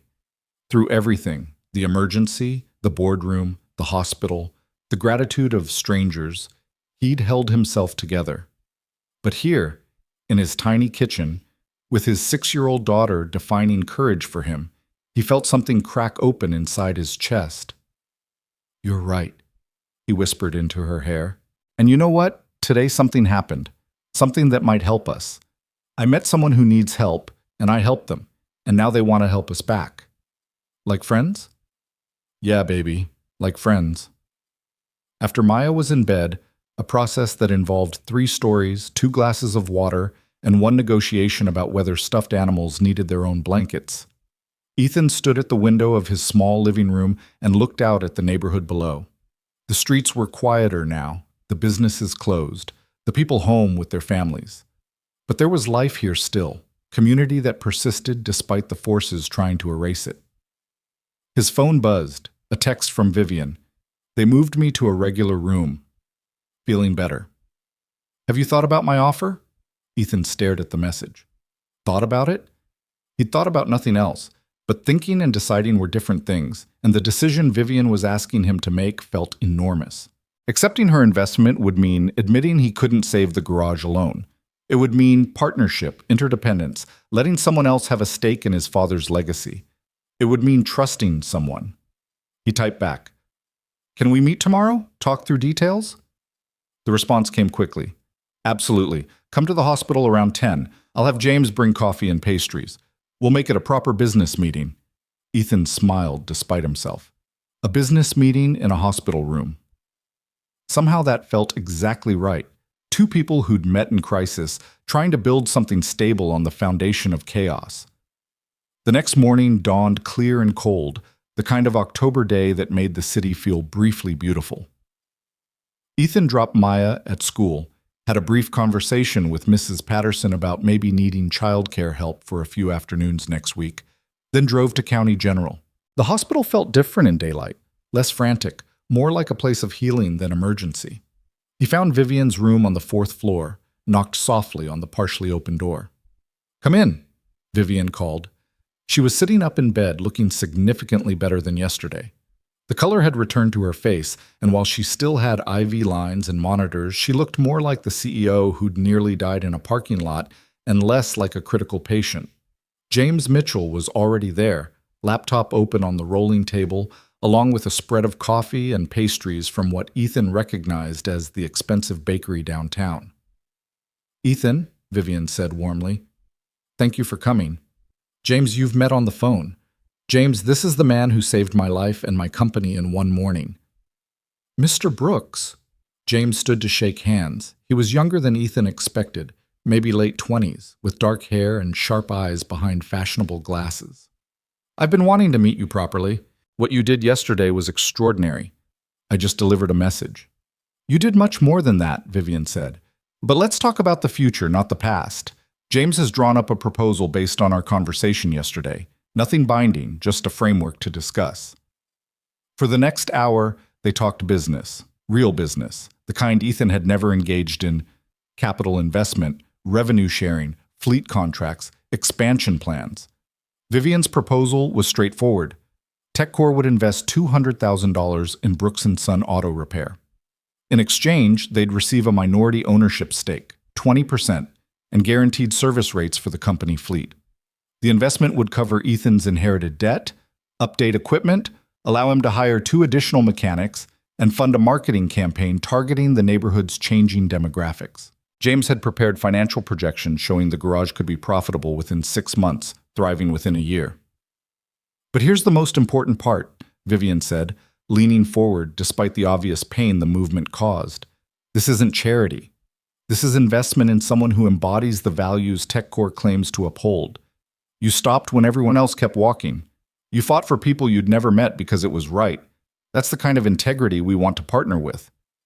Ethan looked at the spreadsheets, the projections, the contract framework that James had prepared. It was everything he needed, more than everything. It was salvation presented on a laptop screen. Why 20%? He asked. You could ask for more. Probably should ask for more. Because this is your father's legacy, not mine, Vivian said simply. I want to help you preserve it, not take it over. You maintain majority ownership, full operational control. We're silent partners unless you want our input. And if the garage fails anyway, if I can't make it work even with this investment, then we fail together, Vivian said. But I don't think we will. You know why? Ethan shook his head. Because you already know how to do the hardest part of running a business. You know how to care about something more than your own survival. Everything else is just mechanics. She smiled at her own pun. No pun intended. James pulled out another document. I should mention there's been significant interest from TechCore employees. Rebecca Torres, you met her yesterday, has been organizing. As of this morning, 417 employees have pledged to use Brooks & Son for their auto service needs. That's guaranteed business, Mr. Brooks. Real revenue from real customers who want to support you. 417 people. Ethan thought about Rebecca's fierce determination, her insistence that gratitude required action, about employees he'd never met organizing to save a garage they'd never been to because someone had saved their jobs. There's one condition, Ethan said slowly. If I accept this partnership. Name it, Vivian said. We don't just serve TechCore employees. We stay connected to this neighborhood. We offer fair prices to people who can't afford the corporate chains. We hire local when we expand. We remember where we came from. Vivian extended her hand. Deal. They shook on it, and Ethan felt something shift inside him. Not relief exactly, though that was part of it. More like permission. Permission to accept help, to build something collaborative, to believe that success didn't require him to struggle alone. I'll have the formal contracts drawn up, James said, already typing. We can move quickly on this. Have funds transferred within a week if you're ready. I'm ready, Ethan said. And he was. After months of drowning, years of struggling, he was finally ready to accept that maybe strength wasn't about enduring everything alone. Maybe it was about knowing when to reach out, when to build bridges, when to let other people help carry the weight. They talked logistics for another 30 minutes, timeline, implementation, hiring plans. James would serve as TechCore's liaison, but the day-to-day operations would remain entirely Ethan's domain. They'd meet monthly to review finances, quarterly to assess progress. Simple, clean, focused on building something sustainable. When Ethan finally left the hospital, the autumn sun was high overhead, making the city sparkle. He drove back to the garage slowly, taking streets he hadn't traveled in years, seeing his neighborhood through new eyes. The old bodega where his father used to buy morning coffee was still there, somehow surviving despite the trendy market that had opened across the street. The park where he'd played as a child, now refurbished with new equipment funded by the Business Improvement District. The church that anchored the corner of 5th and Morrison, its stone facade unchanged while everything around it transformed. This was the neighborhood his father had loved. Working-class roots showing through the gentrification, real people persisting alongside the tech workers and young professionals. Brooks & Son belonged here, was part of the fabric that made this place more than just another corporate neighborhood. And now, maybe, it would survive. Ethan pulled into the garage's small parking lot and sat for a moment before getting out. He thought about the impossible arithmetic of the past 24 hours. One woman collapsing had led to one mechanic stopping, had led to one message delivered, had led to 1,500 jobs saved, had led to partnership offered, had led to a future that looked nothing like the drowning desperation he'd woken up to yesterday morning.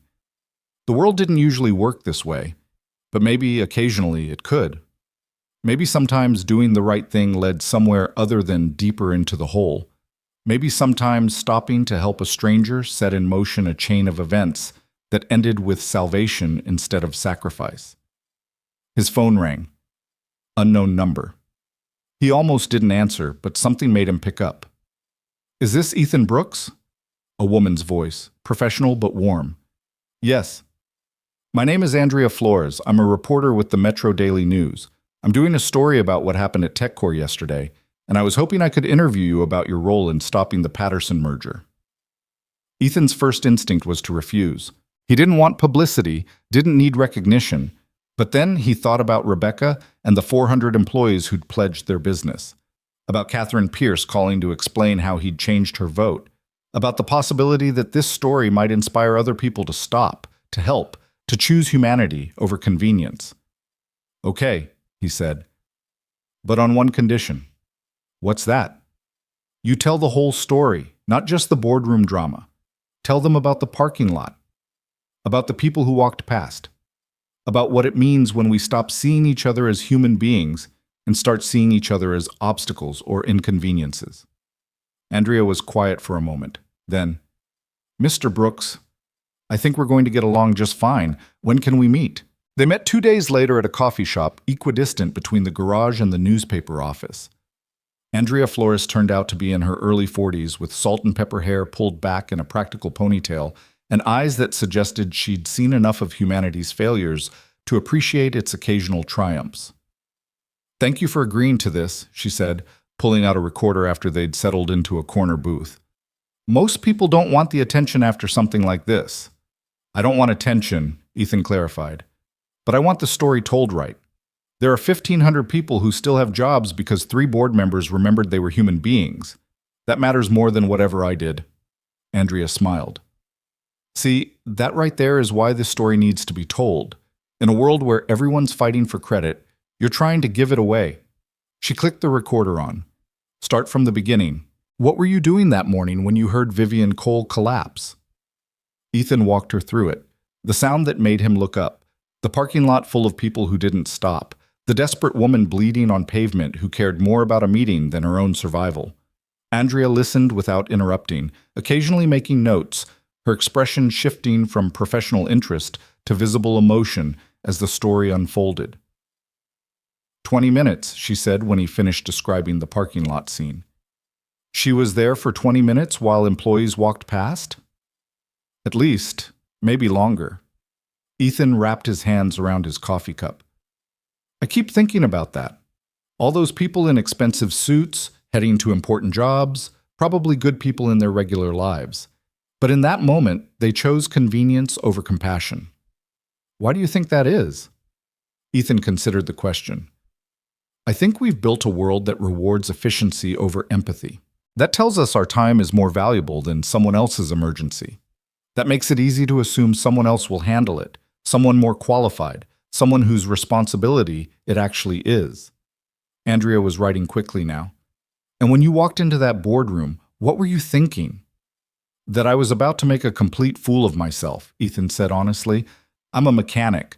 I don't know anything about corporate mergers or board procedures, but I'd promised a dying woman I'd deliver her message, and I don't break promises. Even to strangers? Especially to strangers, because she trusted me when she had no reason to. When everyone who actually knew her kept walking, she looked at a guy with grease under his fingernails and saw someone worth trusting. The interview continued for over an hour. Andrea asked about his father's garage, about Maya, about the partnership with TechCore, and the employees who'd pledged their business. She wanted to know about Catherine Pierce's phone call, about Rebecca's organization efforts, about the moment when Ethan realized his impromptu speech had actually changed votes. Here's what I don't understand, Andrea said finally. You were facing foreclosure. Your garage was 11 days from going under. Why didn't you just stay focused on your own problems? Why get involved in someone else's crisis? Ethan thought about his father working 16-hour days, about Maya asking if the garage was their new house, about all the moments in his life when someone could have helped, but chose not to because it wasn't their problem. Because my father taught me that we're all connected, he said slowly, that what happens to one of us affects all of us, even if we can't always see the connection. He used to say that a community is just people choosing to care about each other's survival. And if we stop making that choice, we don't have a community anymore. We just have a bunch of strangers living in the same place. Andrea clicked off the recorder. Mr. Brooks, I've been a journalist for 19 years. I've covered wars and natural disasters and political corruption and every variety of human cruelty you can imagine. And somewhere along the way, I started to believe that people were fundamentally selfish. That given the choice between helping someone and protecting their own interests, they'd choose themselves every time. She gathered her notes. But stories like yours remind me that's not the whole truth. That sometimes, not always, but sometimes, people surprise you. They stop when they should keep walking. They speak up when silence would be easier. They choose connection over convenience. I'm not special, Ethan protested. I just did what anyone should do. That's exactly what makes it powerful, Andrea countered. You're right. Anyone should do it. But most don't. You did. And because you did, 1,500 families aren't facing unemployment right now. That's not nothing, Mr. Brooks. That's everything. The article ran 3 days later on the front page of the Metro section. Andrea had titled it The Mechanic Who Stopped, and she'd told the story exactly as Ethan had asked. Not as a celebration of one person's heroism, but as an examination of what happens when we forget to see each other as human beings. She'd interviewed Catherine Pierce, who spoke candidly about losing sight of her values in pursuit of financial returns. She talked to Rebecca Torres and other TechCore employees about the terror of facing layoffs and the relief of being saved. She'd even gotten a comment from Marcus Thorne's lawyer, a terse no comment that somehow spoke volumes about the disgraced CFO's disgrace. But the heart of the article was a simple question. In a parking lot full of people, why did only one person stop? The response was immediate and overwhelming. The newspaper's website crashed from traffic. Social media exploded with people sharing the story, debating the implications, confessing their own moments of walking past someone who needed help. Some defended the employees. Maybe they didn't see her. Maybe they thought someone else was handling it. Maybe they were late for important meetings. But most seemed to recognize themselves in those people who kept walking. And that recognition was uncomfortable enough to spark genuine conversation about the kind of society we'd built. Ethan's phone started ringing at 6 in the morning the day after publication. News stations wanted interviews. Other newspapers wanted follow-ups. Someone from a national morning show called to ask if he'd be willing to fly to New York for a segment. He declined them all except one, a request from a local radio station to do a 5-minute interview about the importance of community in urban neighborhoods. That felt right. That felt like something his father would have approved of. The real change, though, came in the garage itself. Starting the day after the article ran, customers began appearing. Some were TechCore employees making good on their pledge, but others were neighbors, people who'd driven past Brooks & Son for years without stopping, people who read the article and decided they wanted to support a business that represented something more than just cheap oil changes. By the end of the first week, Ethan had to turn away customers. The garage simply couldn't handle the volume. He called James Mitchell in a panic. "This is a good problem," James assured him. "This is exactly what we hoped would happen. Time to accelerate the expansion plan." Within 2 weeks, TechCore's investment had been finalized and transferred. Ethan paid off the inherited debt in one cathartic transaction that felt like setting down a weight he'd been carrying for months. Then came the hard part: growth. He hired 2 mechanics first. Marco Santos, a 50-year-old master mechanic who'd been laid off when the corporate chain he worked for automated half their bays. And Jennifer Wu, a recent technical school graduate who'd applied to 17 positions before Ethan called her back. "Why me?" Jennifer asked during the interview. She was 23, brilliant with diagnostic computers, and visibly shocked that anyone wanted to hire her. "Because you know things I don't," Ethan said honestly. Modern cars are computers on wheels. I can rebuild a carburetor in my sleep, but these new electric systems, I need someone who grew up with that technology. Most shops won't hire women, Jennifer said quietly. They tell me I'm not strong enough, or I won't fit the culture, or customers won't trust me. Most shops are run by idiots, Ethan replied. Can you do the work? Better than most guys twice my age. Then you're hired. Fair wage, full benefits, and I don't care if customers trust you at first. They will once they see you work. Marco started the following Monday. Jennifer, 2 days after that. Together, the three of them began transforming Brooks & Son from a struggling one-man operation into something that looked increasingly like a real business. They updated equipment, new diagnostic computers, a modernized hydraulic lift system, an air filtration system that made the garage bay actually breathable. They repainted the exterior, keeping the vintage Brooks & Son sign, but adding clean lines and professional lighting. They created a small waiting area with comfortable chairs and decent coffee, nothing fancy but respectable. And they maintained the principle that had defined the garage from the beginning: honest work, fair prices, treating customers like human beings instead of revenue streams. The TechCore employees came in steady waves, just as Rebecca had promised. But they brought friends, family members, neighbors. Word spread through the channels of actual human connection. Not algorithms or advertising, but people telling other people about a garage where the mechanics explained what was actually wrong instead of inventing problems, where the estimates were honest, where they remembered your name.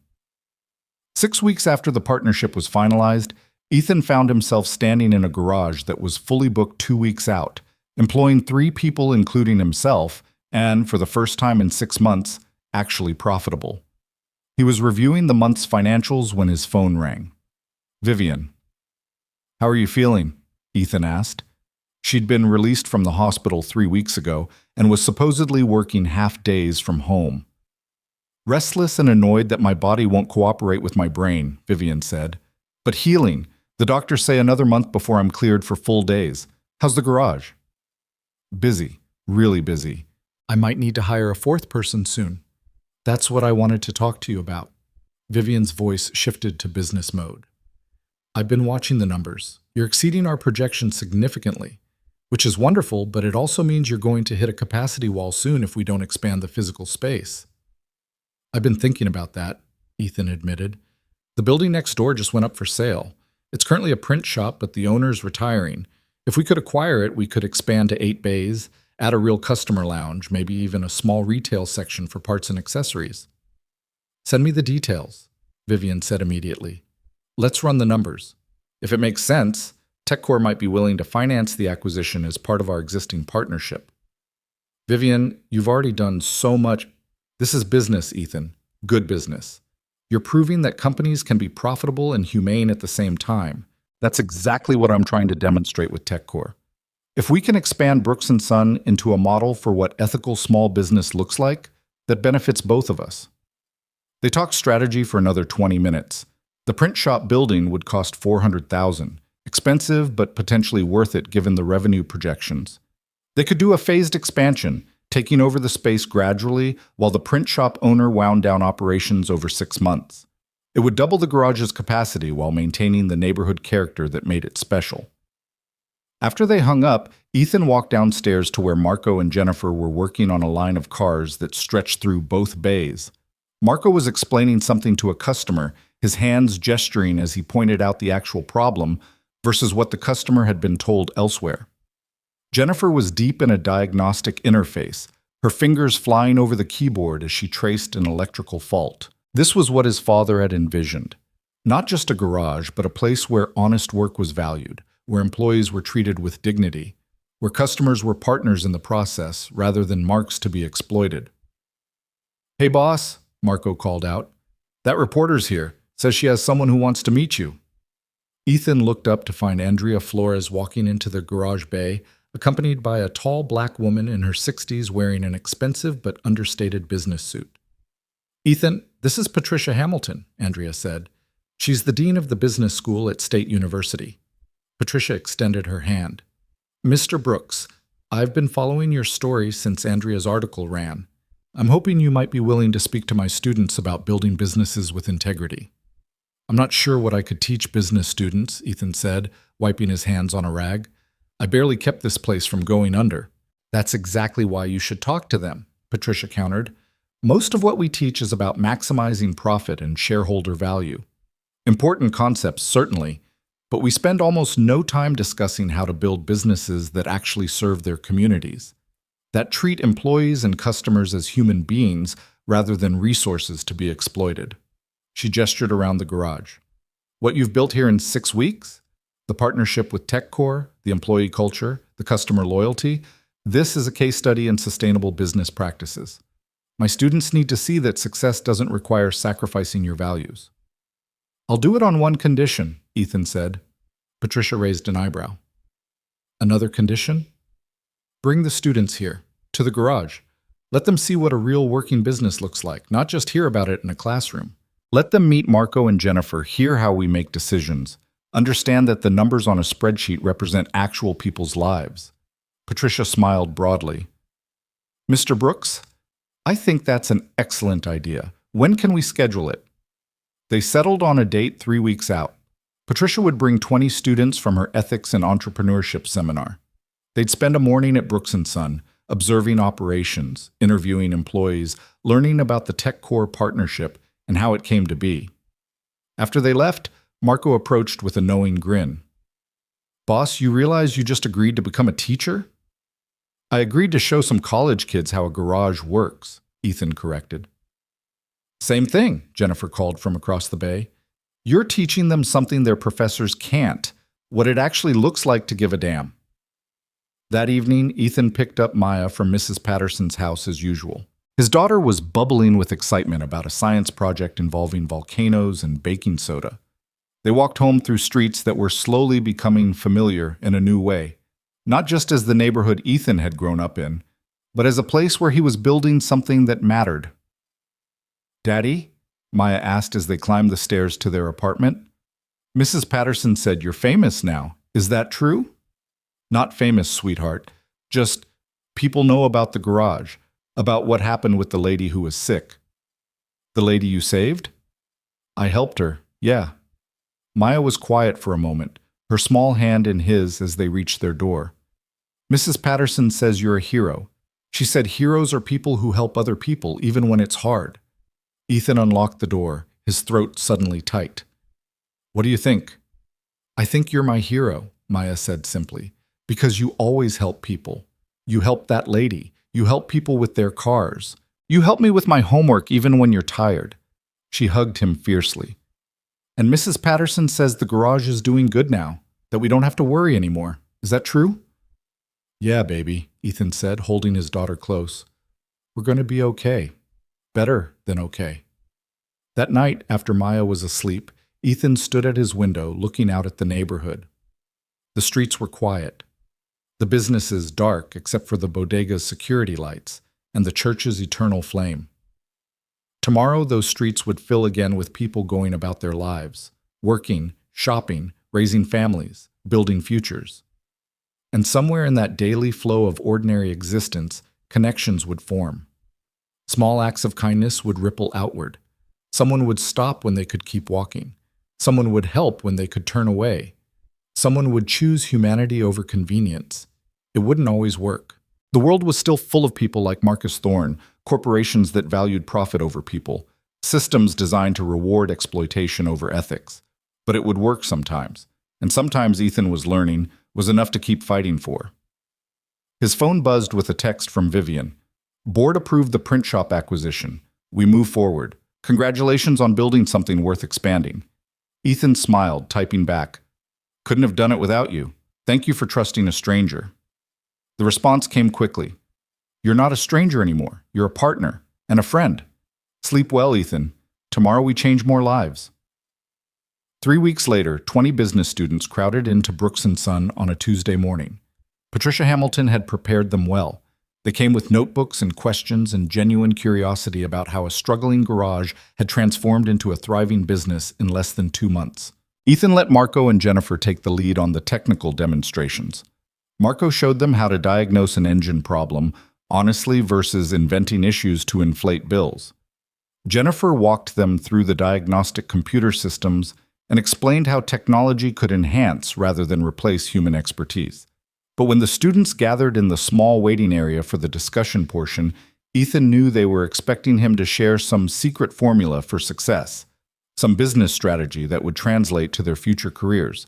He disappointed them immediately. "I don't have a business plan to give you," he started. "I don't have a marketing strategy or a growth model or whatever you're learning in your classes. What I have is a principle. Treat people like they matter. That's it. That's the whole secret." A young woman in the front row raised her hand. "But Mr. Brooks, that's not sustainable. Businesses have to make hard decisions. Sometimes you have to choose profit over people or the whole company fails." "Do you?" Ethan challenged. "Or is that just what we tell ourselves to justify exploiting people?" He gestured around the garage. 2 months ago, this place was 11 days from foreclosure. I had $63,000 in debt and no customers. I could have compromised my principles. Could have started cutting corners, overcharging, doing whatever it took to survive. Instead, I helped a stranger who collapsed in a parking lot. And that choice, that simple act of stopping when I could have kept walking, led to a partnership that saved this business. "But that's luck," another student protested. "You can't build a business model on random acts of kindness leading to investment opportunities." "You're right," Ethan agreed. "You can't plan for serendipity, but you can create conditions where good things are more likely to happen. You can build relationships based on trust instead of transactions. You can treat employees like partners instead of expenses. You can see customers as human beings instead of revenue streams." He stood, moving to the window that overlooked the busy garage bays. "The reason TechCore invested wasn't because I had a brilliant business plan. It was because their CEO recognized someone who shared her values. The reason customers come here instead of the corporate chains isn't because we're cheaper or faster, it's because we treat them with respect and honesty." "That sounds idealistic," a young man said skeptically. "In the real world—" "This is the real world," Ethan interrupted, gesturing around. "This garage, these employees, these customers, this is as real as it gets. And yeah, maybe we'll fail anyway. Maybe treating people with dignity isn't enough to compete with corporations that have unlimited resources and economies of scale. But I'd rather fail trying to build something meaningful than succeed by exploiting people." Patricia spoke up from the back of the room. "Mr. Brooks, can you talk about the decision point? The moment in the hospital when Vivian offered the partnership. What made you say yes?" Ethan thought back to that conversation, to Vivian's offer and his own hesitation. "I said yes because my daughter told me that strength isn't about never being scared. It's about keeping going even when you are. I was terrified of accepting help, of admitting I couldn't save this place alone, but I was more terrified of failing because I was too proud to accept partnership when it was offered." He looked around the room at these young faces, these people about to enter a business world that would tell them 1,000 different things about success and failure, about what mattered and what didn't. "Here's what I want you to understand," Ethan said. "The choice between profit and people is usually a false choice. It's what people in power tell you to justify making decisions that benefit themselves at others' expense. But there's almost always a third option, a way to be successful and humane at the same time. It just requires caring enough to look for it." The students left 2 hours later, energized and thoughtful, and Ethan hoped, slightly less convinced that business had to be a zero-sum game between profit and principle. "That was powerful," Patricia said as she prepared to leave. "I teach these concepts all the time, but hearing them from someone actually living them makes all the difference." "I hope it helps," Ethan said. "It will. More than you know." Patricia shook his hand. "Thank you for reminding my students, and me, that business can be a force for good. We need more people like you in the world, Mr. Brooks." That night, Ethan and Maya had dinner with Vivian at a quiet restaurant halfway between the hospital and the garage. It was Vivian's first real outing since the surgery, and she looked both healthier and more tired than Ethan had seen her. "How are you really?" he asked after Maya had been distracted by the children's menu coloring page. "Recovering. Slowly. The doctors keep reminding me that I nearly died, so I should be patient with my body's healing process." Vivian smiled. "I'm not very good at patience. I've noticed." They talked business over dinner, the print shop expansion, hiring plans, the wave of positive publicity that was benefiting both Brooks & Son and TechCore. Maya charmed Vivian with stories about school and her observations about why grown-ups worried so much about money when there are way more important things like recess and puppies. Watching them interact, Ethan felt something shift in his understanding of family. It wasn't just biology or legal ties. It was people choosing to show up for each other, to invest in each other's lives, to celebrate victories and weather storms together. "Thank you," he said to Vivian as they were leaving, "for everything, for trusting me, for the partnership, for believing this could work." "Thank you for stopping," Vivian replied simply, "for being the one person in that parking lot who remembered how to be human. You saved my life, Ethan, but more than that, you reminded me why I built TechCore in the first place, why any of this matters." She looked down at Maya, who was holding both their hands and swinging between them. "And you've reminded me that success isn't measured in quarterly earnings or stock prices. It's measured in lives changed, communities strengthened, people helped. That's the legacy that actually matters." The following months unfolded with a momentum that sometimes left Ethan breathless. The print shop acquisition closed in early December, and by Christmas, Brooks & Son had begun the careful process of expanding into the adjacent space. They knocked down the connecting wall on New Year's Day, Marco and Jennifer standing beside Ethan as the first sledgehammer swing opened up what would become 8 full bays and a customer lounge that didn't feel like an afterthought. Maya had insisted on being there for the wall demolition, safety goggles perched on her small face, cheering as debris fell. "We're making Grandpa's garage bigger," she'd shouted, her voice echoing through the combined spaces. Ethan had felt his father's presence then, stronger than it had been in months, as if the old man was looking down and finally allowing himself to believe his legacy might survive after all. But it wasn't just physical expansion that marked those winter months. Something deeper was changing in the neighborhood itself, a shift that started with Brooks & Son, but rippled outward in ways Ethan hadn't anticipated. Rebecca Torres had taken her organizational talents beyond just coordinating TechCore employees. She'd started a neighborhood business alliance, bringing together the old guard establishments and the new arrivals to find common ground. The bodega owner met with the coffee shop manager. The family restaurant partnered with the boutique fitness studio on a healthy eating initiative. Slowly, deliberately, the neighborhood was learning to grow without erasing its history. "You started this, you know," Rebecca told Ethan one February afternoon when she stopped by to get her car serviced. Her 4-year-old daughter was with her, playing in the new children's corner that Jennifer had insisted they add to the waiting lounge. "I just fixed a garage," Ethan protested. "You did more than that. You proved that growth and integrity aren't mutually exclusive, that businesses can expand without exploiting people. Every shop owner in this neighborhood is watching what you're building here, and they're realizing they don't have to choose between survival and their values." She gestured toward the window overlooking the street. "See that new bakery 2 blocks down? The owner came to one of our alliance meetings last month. She was planning to use industrial suppliers, keep costs low, maximize margins. But after hearing about Brooks & Son, she decided to source locally instead. Pay more for ingredients, but build relationships with neighborhood farms. She said if a garage could do it, so could she." Ethan followed her gaze. The bakery's sign was hand-painted, traditional, beautiful. Through the window, he could see customers lined up, people choosing craft over convenience. "How's she doing?" he asked. "Thriving. Turns out people will pay a premium for quality when they trust the source." Rebecca smiled. "Funny how that works." The grand reopening was scheduled for the first Saturday in March.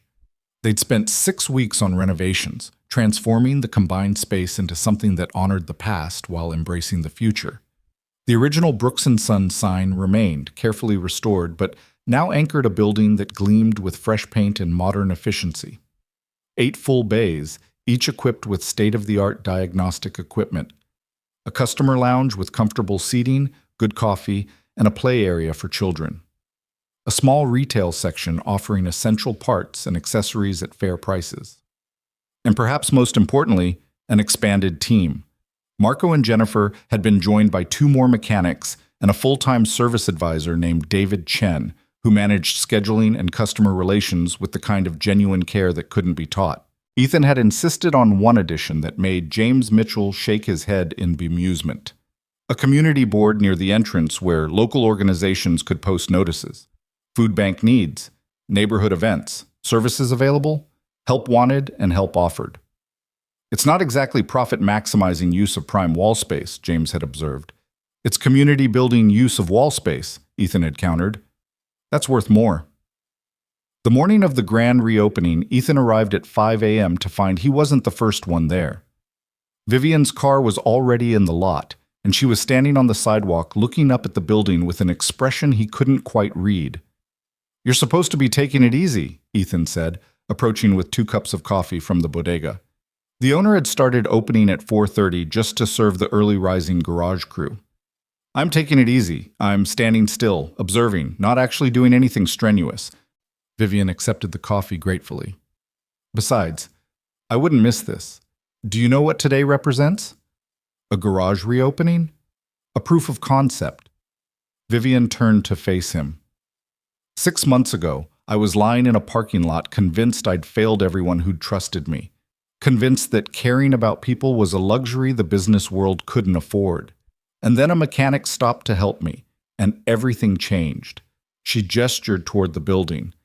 "This garage proves that sustainable growth is possible, that you can expand without exploitation, profit without sacrificing principles, succeed without stepping on people." TechCore's board has been watching what we built here. 3 of them have already approached me about replicating this model, finding other struggling small businesses and offering partnership instead of acquisition. "That's incredible," Ethan said. "It's necessary," Vivian corrected. For too long, the narrative has been that businesses have to choose between profit and people. Your garage, our garage, proves that's a false choice. And if we can spread that model, business by business, neighborhood by neighborhood, maybe we can start changing the larger system. They stood together in the pre-dawn darkness, watching the city wake up around them. Delivery trucks making their rounds, early commuters heading to trains and buses, the daily rhythm of urban life that continued regardless of individual triumphs or failures. "Can I ask you something?" Ethan said. "That morning in the parking lot, when you asked me to go to the board meeting, did you actually think it would work? Or were you just desperate enough to try anything?" Vivian was quiet for a long moment. "Honestly, I was desperate. I didn't think a stranger could walk into that boardroom and change votes. I thought I was asking you to deliver a message that would be politely ignored while I died on an operating table." She met his eyes. "But there was something about the way you stopped. The way you didn't hesitate or make excuses or assume someone else would handle it. You just acted. And I thought if there was anyone who could make those board members remember their humanity, it was someone who still possessed his own." "I'm not special, Vivian. I just did what anyone should do." "That's what makes it powerful," she said, echoing Andrea's words from months ago. "You're ordinary. You're struggling. You have every reason to focus on your own survival, but you stopped anyway. That's not commonplace anymore. Maybe it should be, but it's not." By 7 a.m., the garage was humming with activity. Marco and Jennifer had arrived, followed by David and the rest of the team. They'd all dressed up for the occasion, clean work shirts with the new Brooks & Son logo, nervous excitement making them move with extra energy. Mrs. Patterson arrived at 8 with Maya, who was wearing a new dress and carrying a basket of cookies she'd helped bake. "For the celebration," she announced proudly. The official reopening ceremony was scheduled for 10, but customers had started appearing well before that. TechCore employees, of course, but also neighbors who'd been following the renovation progress. The reporter Andrea Flores with a photographer in tow, Patricia Hamilton, and several of her business students. Even Catherine Pierce, the board member who'd called to explain her changed vote, had driven across the city to attend. At exactly 10 o'clock, Ethan stood before the assembled crowd, maybe 100 people clustered in the parking lot and spilling onto the sidewalk, and tried to find words adequate to the moment. "My father built this garage 37 years ago," he began, his voice carrying over the crowd. "He built it on the principle that honest work deserves honest pay, that customers deserve respect, that employees deserve dignity, and that a business should serve its community, not exploit it." He paused, looking around at the faces watching him. 6 months ago, I inherited this place along with enough debt to drown in. I was convinced I was going to fail, that the world had changed too much, that integrity couldn't compete with corporate efficiency, that caring about people was a luxury I couldn't afford. Maya was standing in the front row, holding Mrs. Patterson's hand, her face shining with pride. And then something happened that changed everything. I stopped to help a stranger. Just a simple act. Anyone could have done it, should have done it, but I was the one who did. And that choice started a chain reaction that led to partnership, investment, growth, and ultimately to all of you standing here today. Ethan gestured toward the building behind him. This garage represents something important. It's proof that businesses can grow without losing their soul, that success doesn't require exploitation, that profit and principle can coexist. But more than that, it represents the power of community, people choosing to support each other, to invest in each other's success, to build something together that's stronger than anything we could build alone. He found Vivian in the crowd. None of this would exist without partnership, without someone believing in possibility when everything looked impossible, without people like Rebecca Torres organizing support, like Catherine Pierce changing her vote, like Marco and Jennifer and David taking a chance on a garage that was barely surviving. Ethan knelt down so he was at Maya's eye level. And without a 6-year-old girl who told her daddy that being strong means keeping going, even when you're scared. That lesson saved this garage as much as any investment. He stood again, addressing the crowd. Today, we're not just reopening a garage. We're making a statement about the kind of community we want to be. One where people stop for each other, where businesses serve rather than exploit, where success is measured not just in profit, but in lives improved, families supported, dignity preserved. Marco stepped forward with a large pair of scissors and a ceremonial ribbon that Jennifer had strung across the main entrance. But before Ethan could take them, Vivian moved to join him. "May I?" she asked quietly. "It should be both of us," Ethan said. "Partnership, remember?" They cut the ribbon together, the crowd erupting in applause. And then the garage was open, people flowing through to admire the new bays, the customer lounge, the equipment that gleamed under professional lighting. Marco and Jennifer gave tours explaining the technology with obvious pride. David managed the crowd with practiced ease, answering questions about services and scheduling. Ethan found himself pulled aside repeatedly, customers wanting to book appointments, journalists asking for quotes, business owners curious about the partnership model. It was overwhelming and exhilarating and exactly the kind of problem he'd dreamed of having 6 months ago when drowning had seemed inevitable. Around noon, James Mitchell appeared with a tablet showing real-time booking data. "You're going to need to hire 2 more mechanics within the month," he said, showing Ethan the appointment schedule that was filling up weeks in advance. "And we should probably discuss expanding the retail section. The parts markup could be significant additional revenue." "Fair markup," Ethan corrected. "We're not here to gouge people on parts." "Fair markup," James agreed, grinning. "But still profitable, see? You're learning to speak business." As the afternoon wore on and the crowd began to thin, Ethan found Vivian sitting in the new customer lounge, watching the activity with quiet satisfaction. He joined her, both of them worn out from the day's intensity. "Thank you," he said simply, "for everything, for trusting me, for the investment, for believing this was possible when I didn't." "Thank you for stopping," Vivian replied, "for being the kind of person who still does the right thing even when it's inconvenient.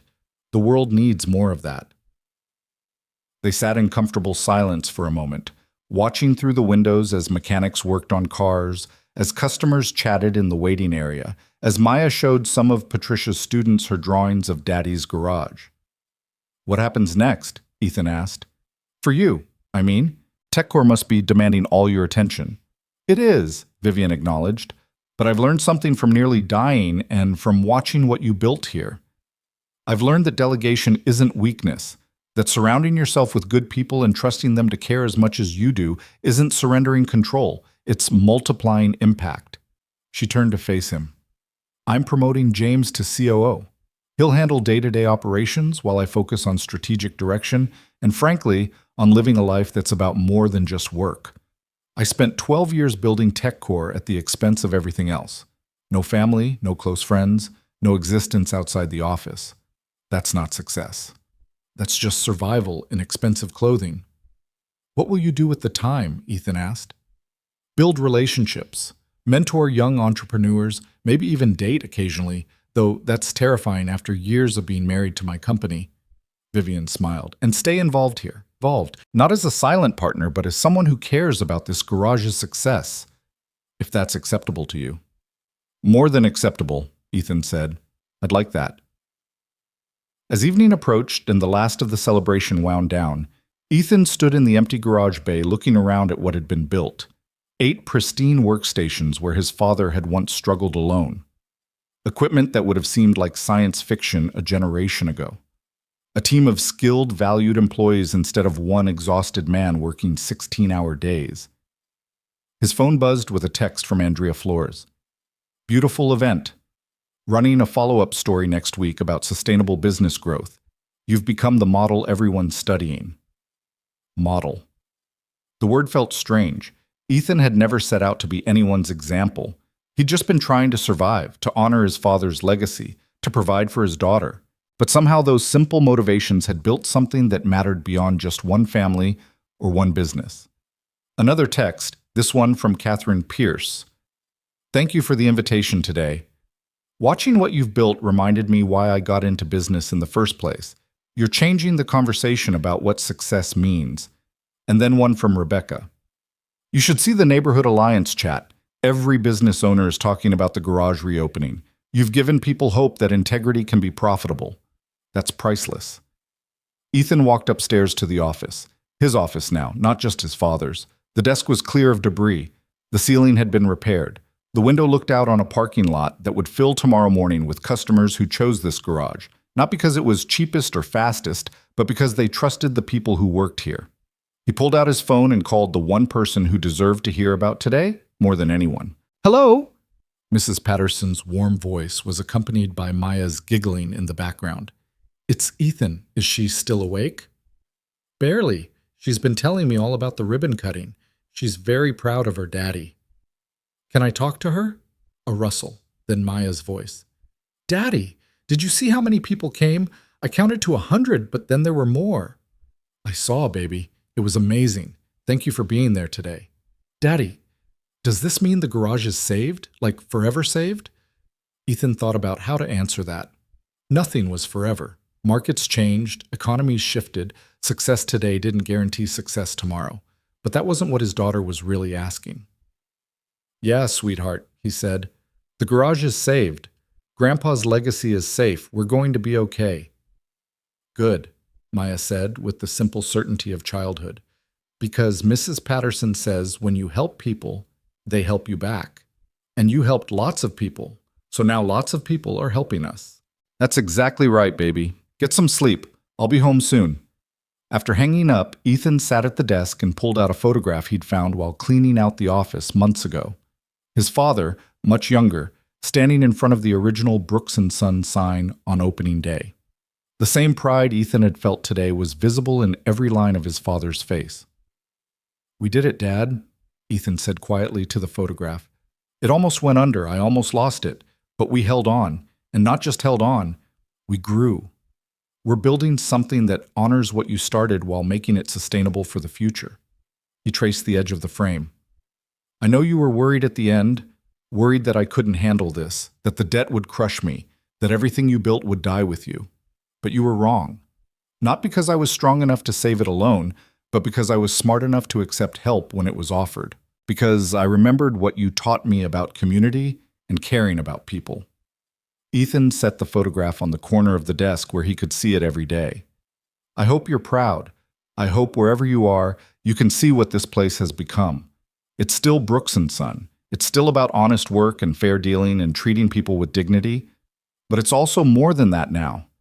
It's proof that your values weren't outdated, that integrity can compete, that caring about people isn't a liability. It's the whole point. He stood, turning off the office light and descending to the garage floor one last time. The bays were quiet now, waiting for tomorrow's rush.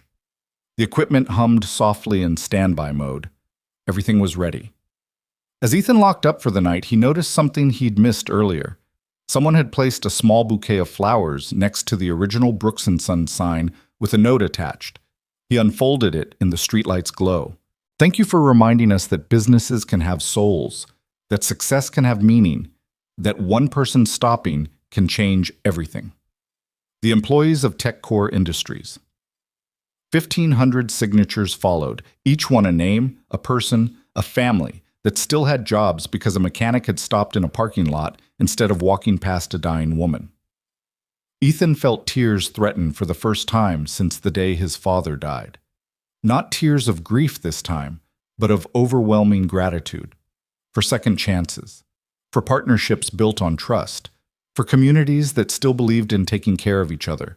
For daughters who defined strength without cynicism. For strangers who became friends.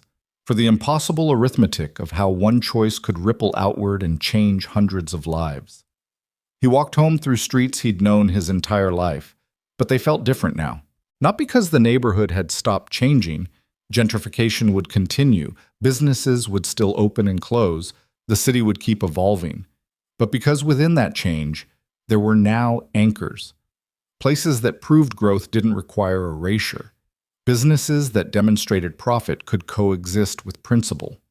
People who remembered that communities were built one choice at a time, one person stopping when they could keep walking.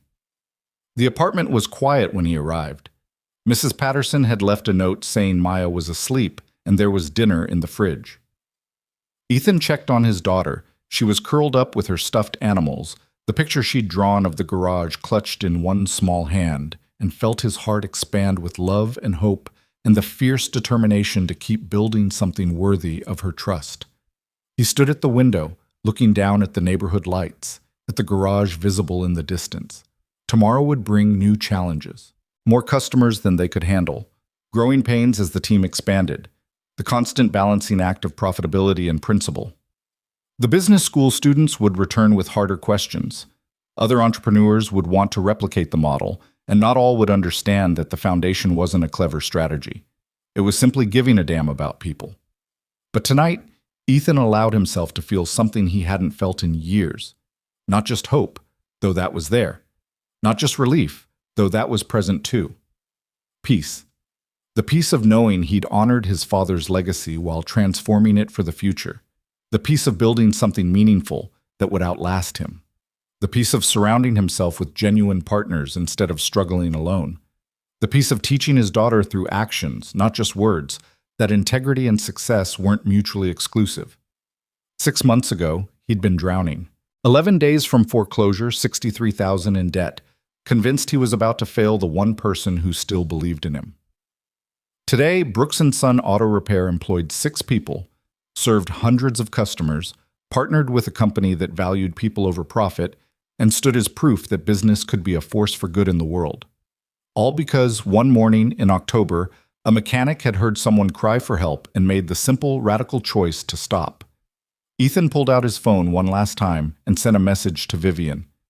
Thank you for asking a stranger to help, for trusting someone you had no reason to trust, for teaching me that accepting partnership isn't weakness, it's wisdom. Today was perfect. Her response came quickly. Today was just the beginning. Tomorrow we keep building. Together. Together. That was the word that mattered most, not profit or growth or success by any traditional metric. Together. Partnership. Community. People choosing to invest in each other's survival and flourishing. Ethan set his phone down and stood at the window a moment longer, watching the city breathe in the darkness. Somewhere out there, 1,500 families were sleeping soundly because a mechanic and a CEO had partnered to preserve jobs. Students were reconsidering what business school had taught them about the necessity of choosing profit over people. Neighbors were supporting each other's businesses because they'd seen proof that community still mattered. And in a small apartment above a convenience store, a 6-year-old girl slept peacefully, trusting that her daddy had figured it out, had saved the garage, had kept them safe. Tomorrow, Ethan would open the garage at 7 a.m. Marco and Jennifer and David and the new hires would arrive ready to work. Customers would fill the bays. The business of honest repair and fair dealing would continue. Slowly, steadily, they would keep building something that proved integrity could be profitable, that caring about people wasn't a luxury but a foundation, that success measured in lives improved mattered more than success measured in quarterly earnings.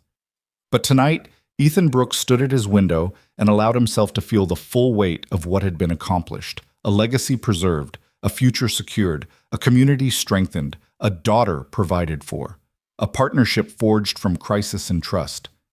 And somewhere in the distance, he could almost hear his father's voice, rough with oil and warm with pride, saying the words Ethan had longed to hear. "Well done, son. Well done." The garage lights glowed in the darkness like a promise. Tomorrow would bring new challenges, but tonight there was peace. The kind of peace that comes from knowing you stopped when you could have kept walking, that you chose humanity over convenience, that you built something meaningful from the ruins of despair, that sometimes, impossibly, doing the right thing leads exactly where it should, home.